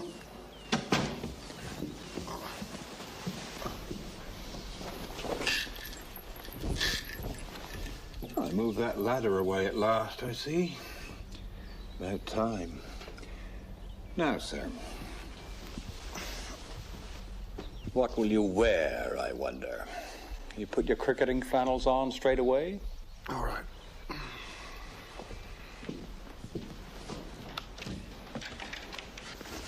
Oh, sir, in Mr. Durham's absence, the servants feel we should be so honored if you would captain us for the match.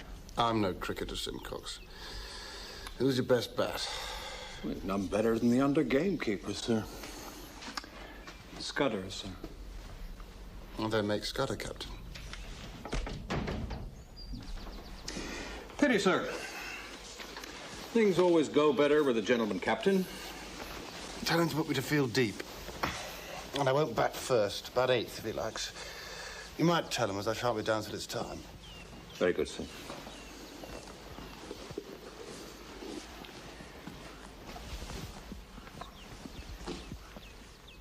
Oh, dear, sir. Mud on the carpet. I'll send someone up. Very good, sir.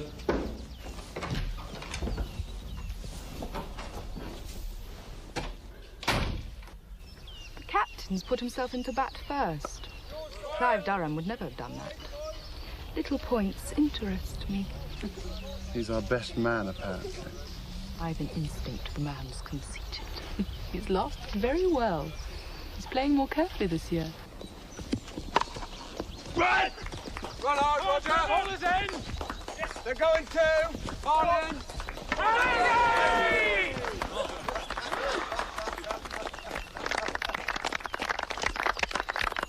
That's neat.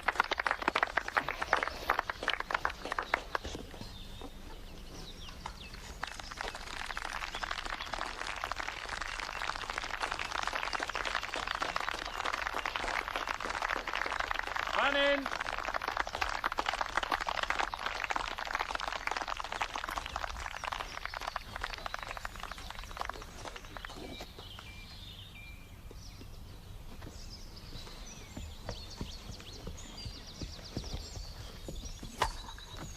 Go for it, Keith!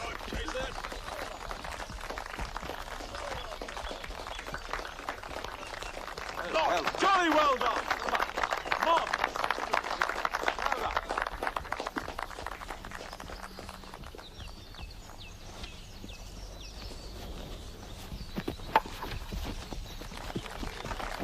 Country, Graham! Chase hard. Get it in hard. They're going free, they're going free. Chase hard.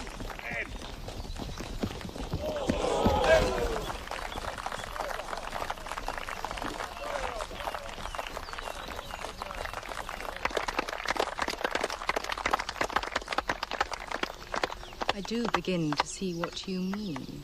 Well, with a haircut.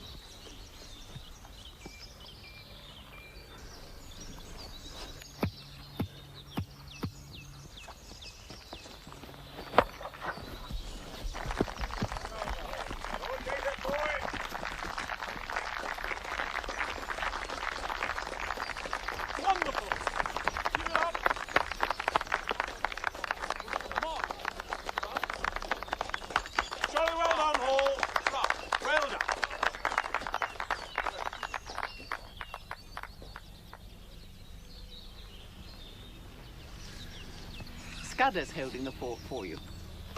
He's doing rather well. Well, I suppose I better play for a bit. Please these people. Over. Simon. Andrew, down to point. I'll just go down to mid off, please. Clive. Aren't you exhausted? Well, I've had meetings till midnight. I've got another this afternoon, but I'm back tonight, and then your visit really does begin. Now, gentlemen. We stand rebuked. To the Olympic Games, Morris.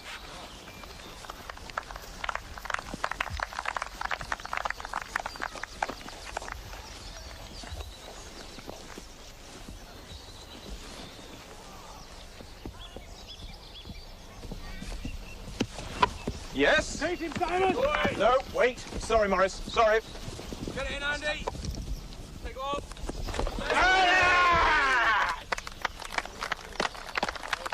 Sorry.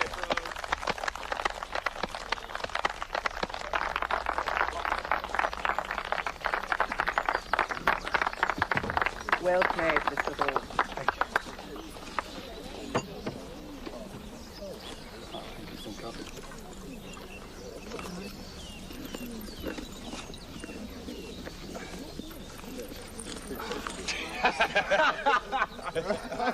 I know, sir. That's all right. I know, sir. Come on.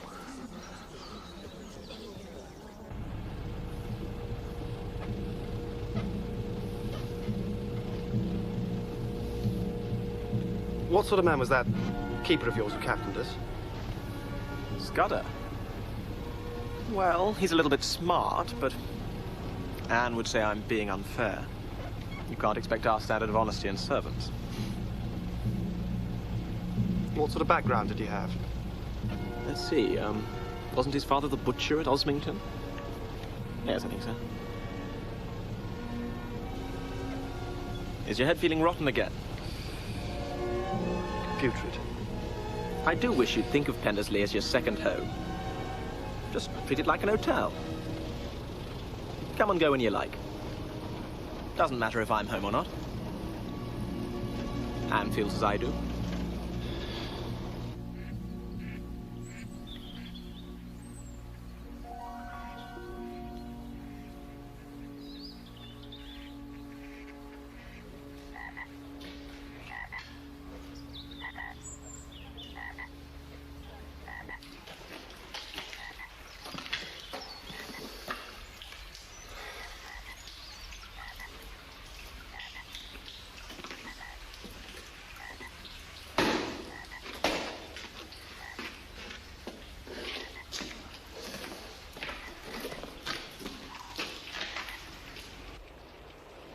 Pretend to the other gentleman that you want a stroll.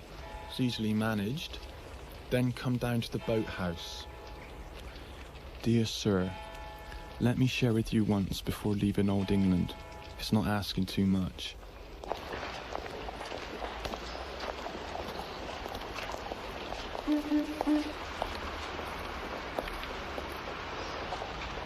You should not resist me. You're resisting me. Damn it, I'm not. You're less suggestible than you were. Don't give up. I do not propose to give up, Mr. Hull. Well, have I fallen short of your 50%?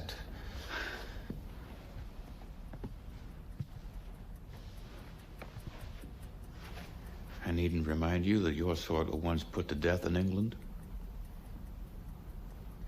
I would advise you to live in some country, France, Italy, where homosexuality is no longer criminal.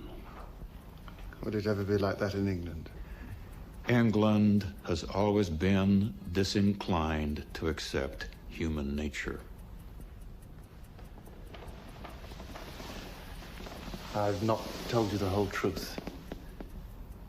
No, Mr. Hall. Since I was here, I went wrong with the gamekeeper. He terrified him, he blackmailed me. Apparently, he's quite smart enough to do so. I have an idea that's what's stopping me from going into a trance. He sent me a letter, you see. Read it.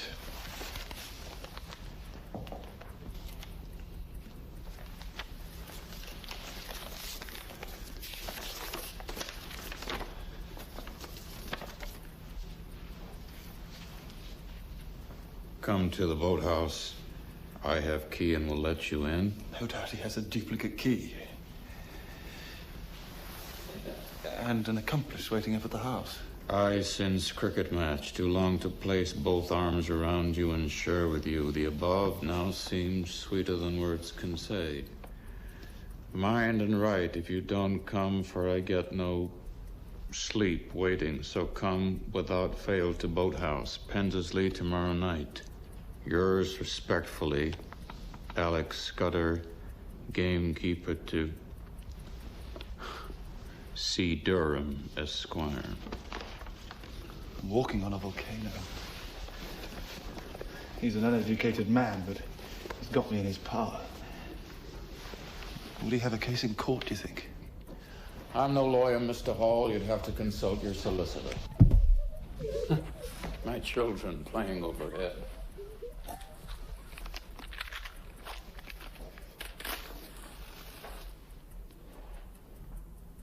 How did a country lad like that know? Why did he come to me that one night when I was at my weakest?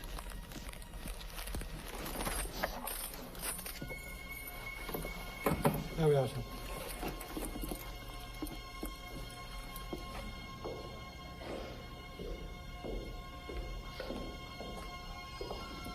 Just a moment. Ticket, please. Ticket.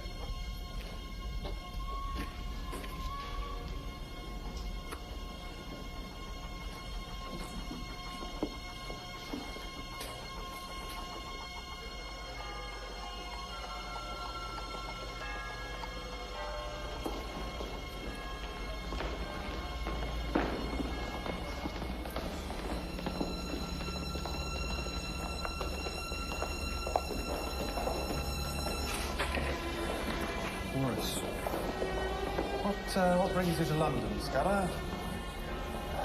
My brother and I have some business here. You want to know what it is?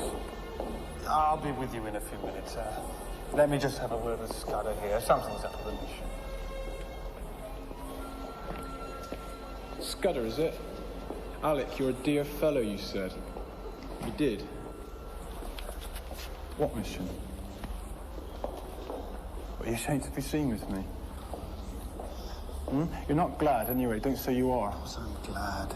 Then why didn't you come to the boathouse? I waited 2 nights. I got no sleep waiting. I know something. I'm sure you do. I'm sure you could tell me a good many things, Alec. I know about you and Mr. Durham.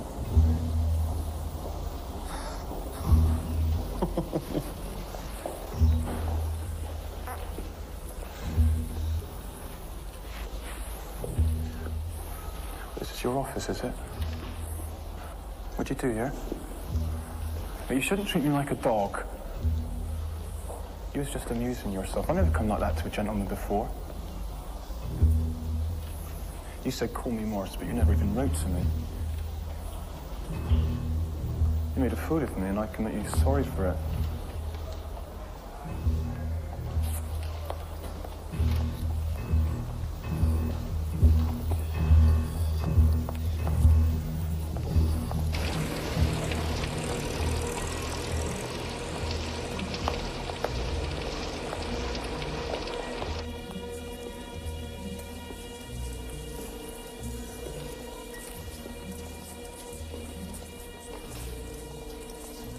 He's big enough, isn't he?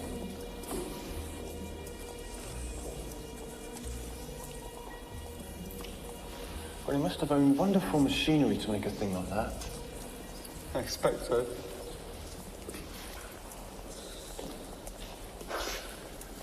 Mine's got 5 legs. So's mine. It's a peculiar notion when you think about it.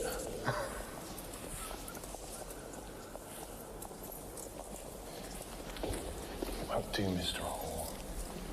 I know what you're trying to do. You do better to settle this, I can tell you. You've had your fun, now you've got to pay up. I'll leave you to think it over.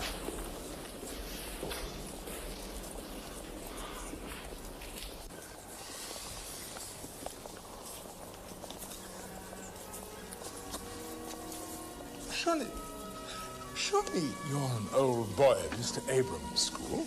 No, don't tell me your name. I want to remember. I shall remember. You're not Colgan. Smith. I know. You're Willoughby. Yes. My name's Scudder. Isn't. I'm Mr. Scudder. And I've got a serious charge to bring against this gentleman. Yeah, it's awfully serious. My goodness me, I am really most frightfully sorry. I do beg your pardon. It's seldom I make a mistake. Well, remarkable place, this, isn't it? Not just a collection of relics. It's a place which could stimulate the minds of the... Less fortunate? Well, quite so. To ask questions which one, no doubt inadequately, tries to answer. We're waiting. Oh, yes, quite so.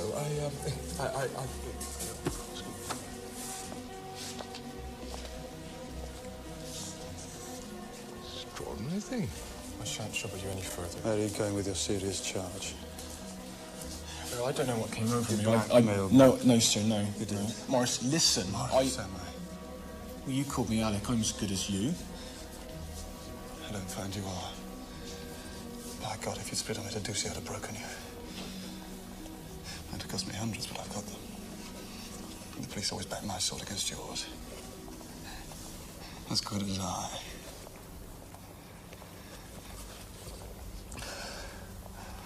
Come outside. It rained even harder than this at the boathouse. It was even colder. Why did you not come? I was frightened. And you let yourself get afraid of me. That's why we're trying to down each other. I wouldn't take a penny from you. I don't want to hurt your little finger. Come on, let's give over talking. Here. Stop with me. Sleep the night with me. I can't. I've got an engagement. Formal business dinner. It's my job. Meet me another evening instead. I can't come to London again. My father or Mr. Berenius will be passing remarks. What does it matter if they do? What does your engagement matter?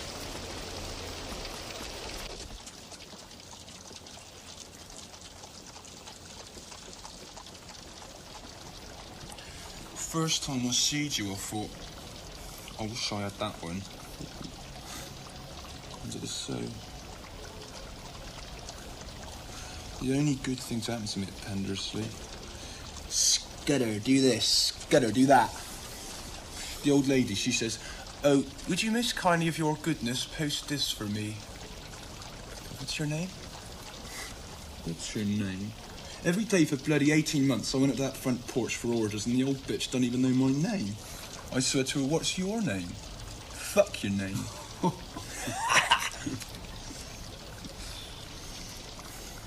Nearly did too.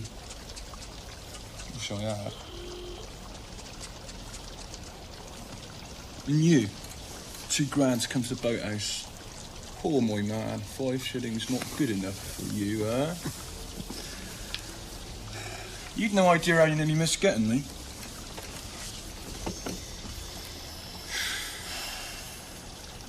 Boathouse was a place I always fancied.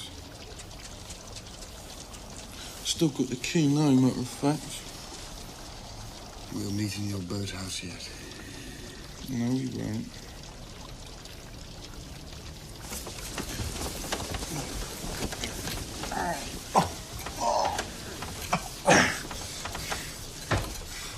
You remember that, any road.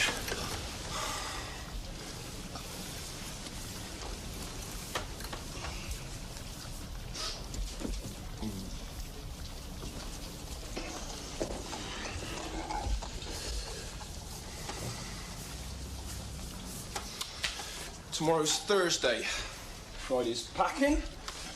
Saturday's Southampton, so it's goodbye, old England.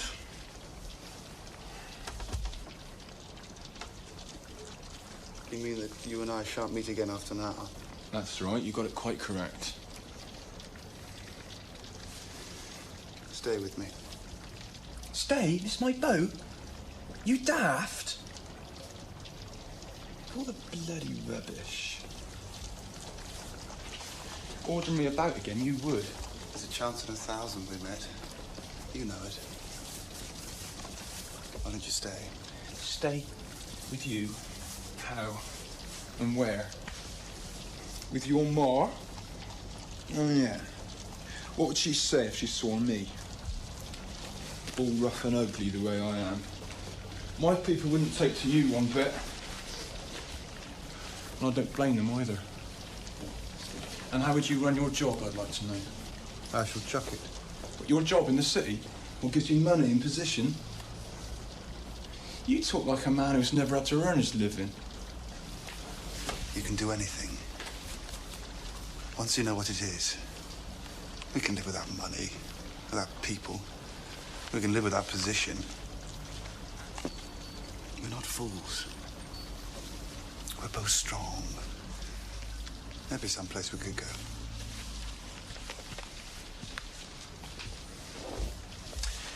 Wouldn't work, Morris. Be the ruin of us both. Can't you see?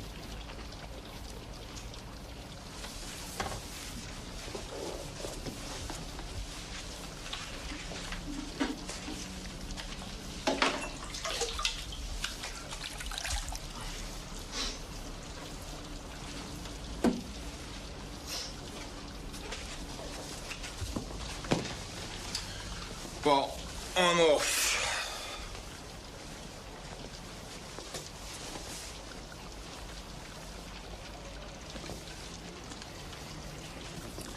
I think we haven't met, really, if you think about it.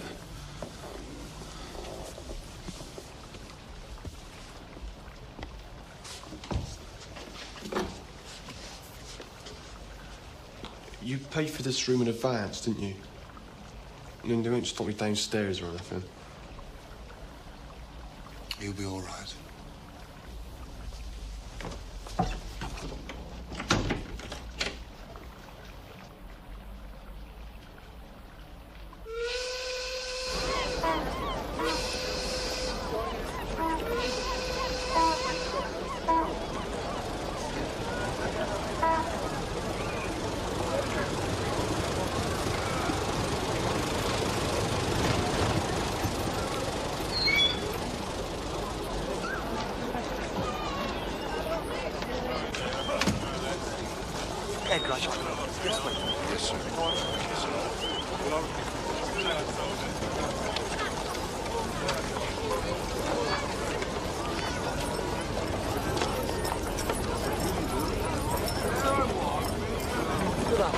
Oh, yes, come to see a passenger off. Alex Scudder. The Scudders. Yes, I believe they're up there, sir. Right, thank you. Thank you very much. Plenty of time yet. Oh, you won't be late. If Alex says the thing, he means it. He can be late if he likes. I can manage without him, but he needn't expect me to help him anymore. Mr. Scudder?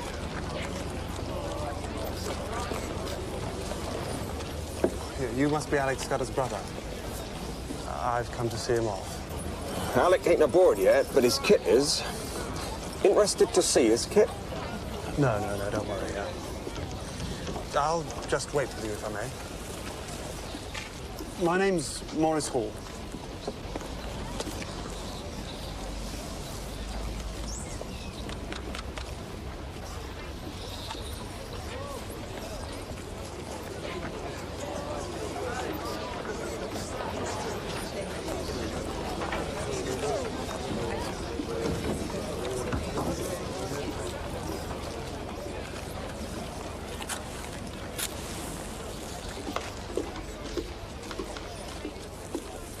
Good afternoon, Mr. Hall. Now, this is kind of you, Mr. Hall. I could hardly believe my eyes when I saw you among his friends here. Family? My parents, and I'm his brother, Frederick Scudder, purveyor of viand at your service. I am Mr. Berenius. Alec is one of my parishioners. I've come to give him a letter of introduction to an Anglican priest in Buenos Aires in the hopes that he will be confirmed after landing. Very kind of you, sir, I'm sure.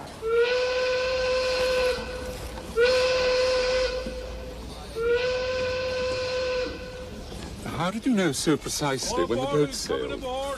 It was advertised. May I speak frankly to you? I am far from easy about Scudder. The fact is, he has been guilty of sensuality. With women, it's not just the deed of fornication. When the nations went a-whoring, they invariably ended up by denying God. Until all sexual irregularities, and not some of them, are penal, the Church will never again reconquer England. I have reason to believe Scudder spent Tuesday night in London fornicating. I'm telling you all this because of your charitable interest in him. But surely he wouldn't have missed his train. But they wouldn't leave without him. Bloody well, this is beaten train. Gentlemen, gentlemen, I do assure you, Mr. Scudder was booked for a passage. But my brother's booked the passage and he hasn't turned up yet, so what we should really do is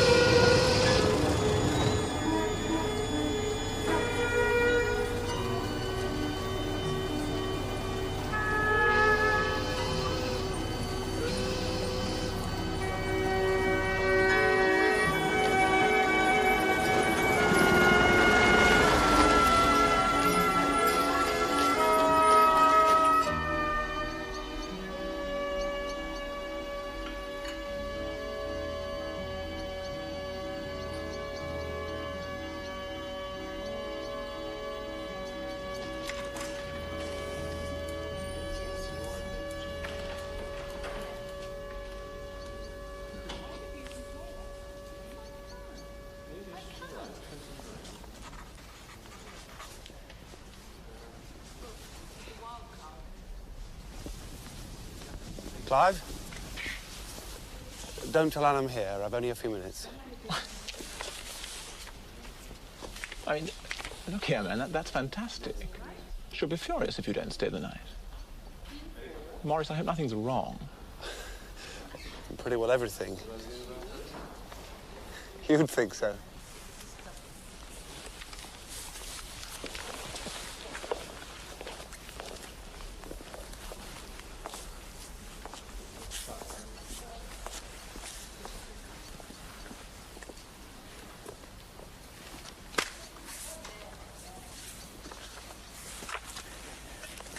Very well.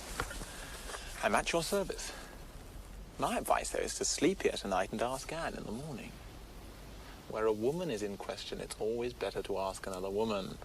And particularly if she has Anne's almost uncanny insight. I'm not here to see Anne. Or you, Clive, it's miles worse for you. I'm in love with Alex Scudder.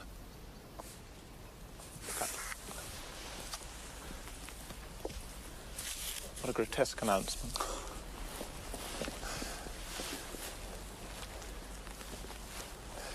Most grotesque. But I felt I ought to tell you. Morris, we did everything we could when you and I thrashed out the subject. When you brought yourself to kiss my hand. Don't allude to that.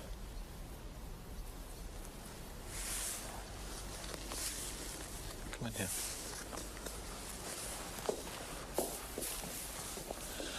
I'm more sorry for you than I can possibly say. And I do beg you to resist the return of this obsession. I don't need advice. I'm flesh and blood, Clive, if you'll condescend to such low things. I've shared with Alec. Shared what? Everything. Alex slept with me in the russet room when you and I were away. Oh, good God. Also in town. The sole excuse for any relationship between two men is that it remained purely platonic.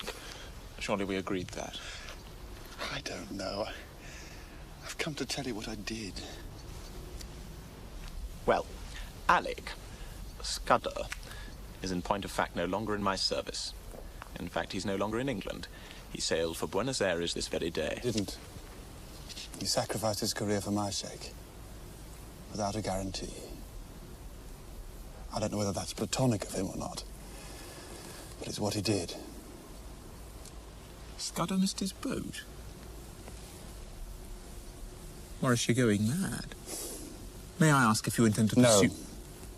No, you may not ask. I'll tell you everything up to this minute, not a word beyond.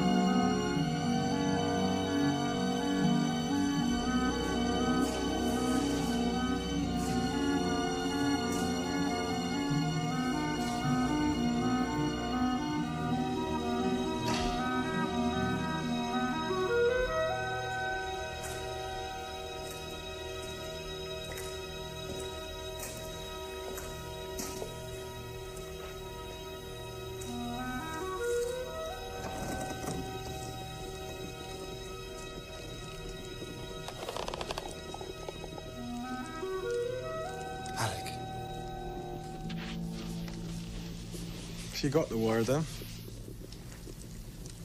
What wire? The wire I sent to your house. Telling you... Oh, sorry. I'm a bit tired, what with one thing and another. Like, telling you to come here to the boathouse Pendersley without fail.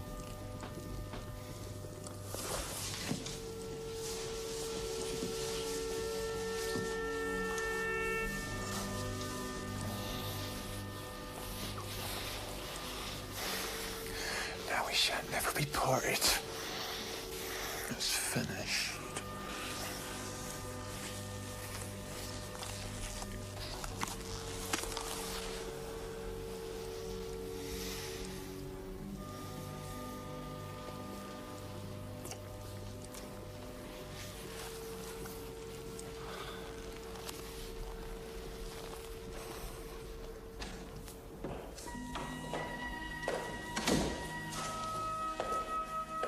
Will that be all, sir? Yes. Thank you, Simcox. Good night, sir. Good night.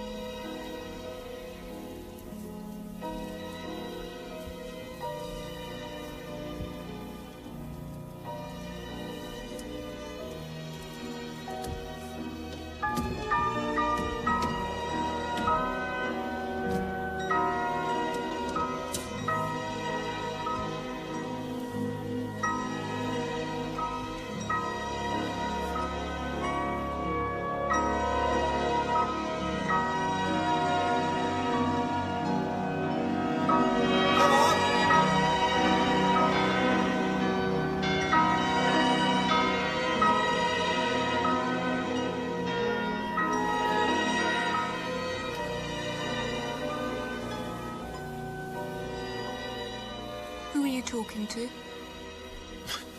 No one. No one, I was just trying out a speech.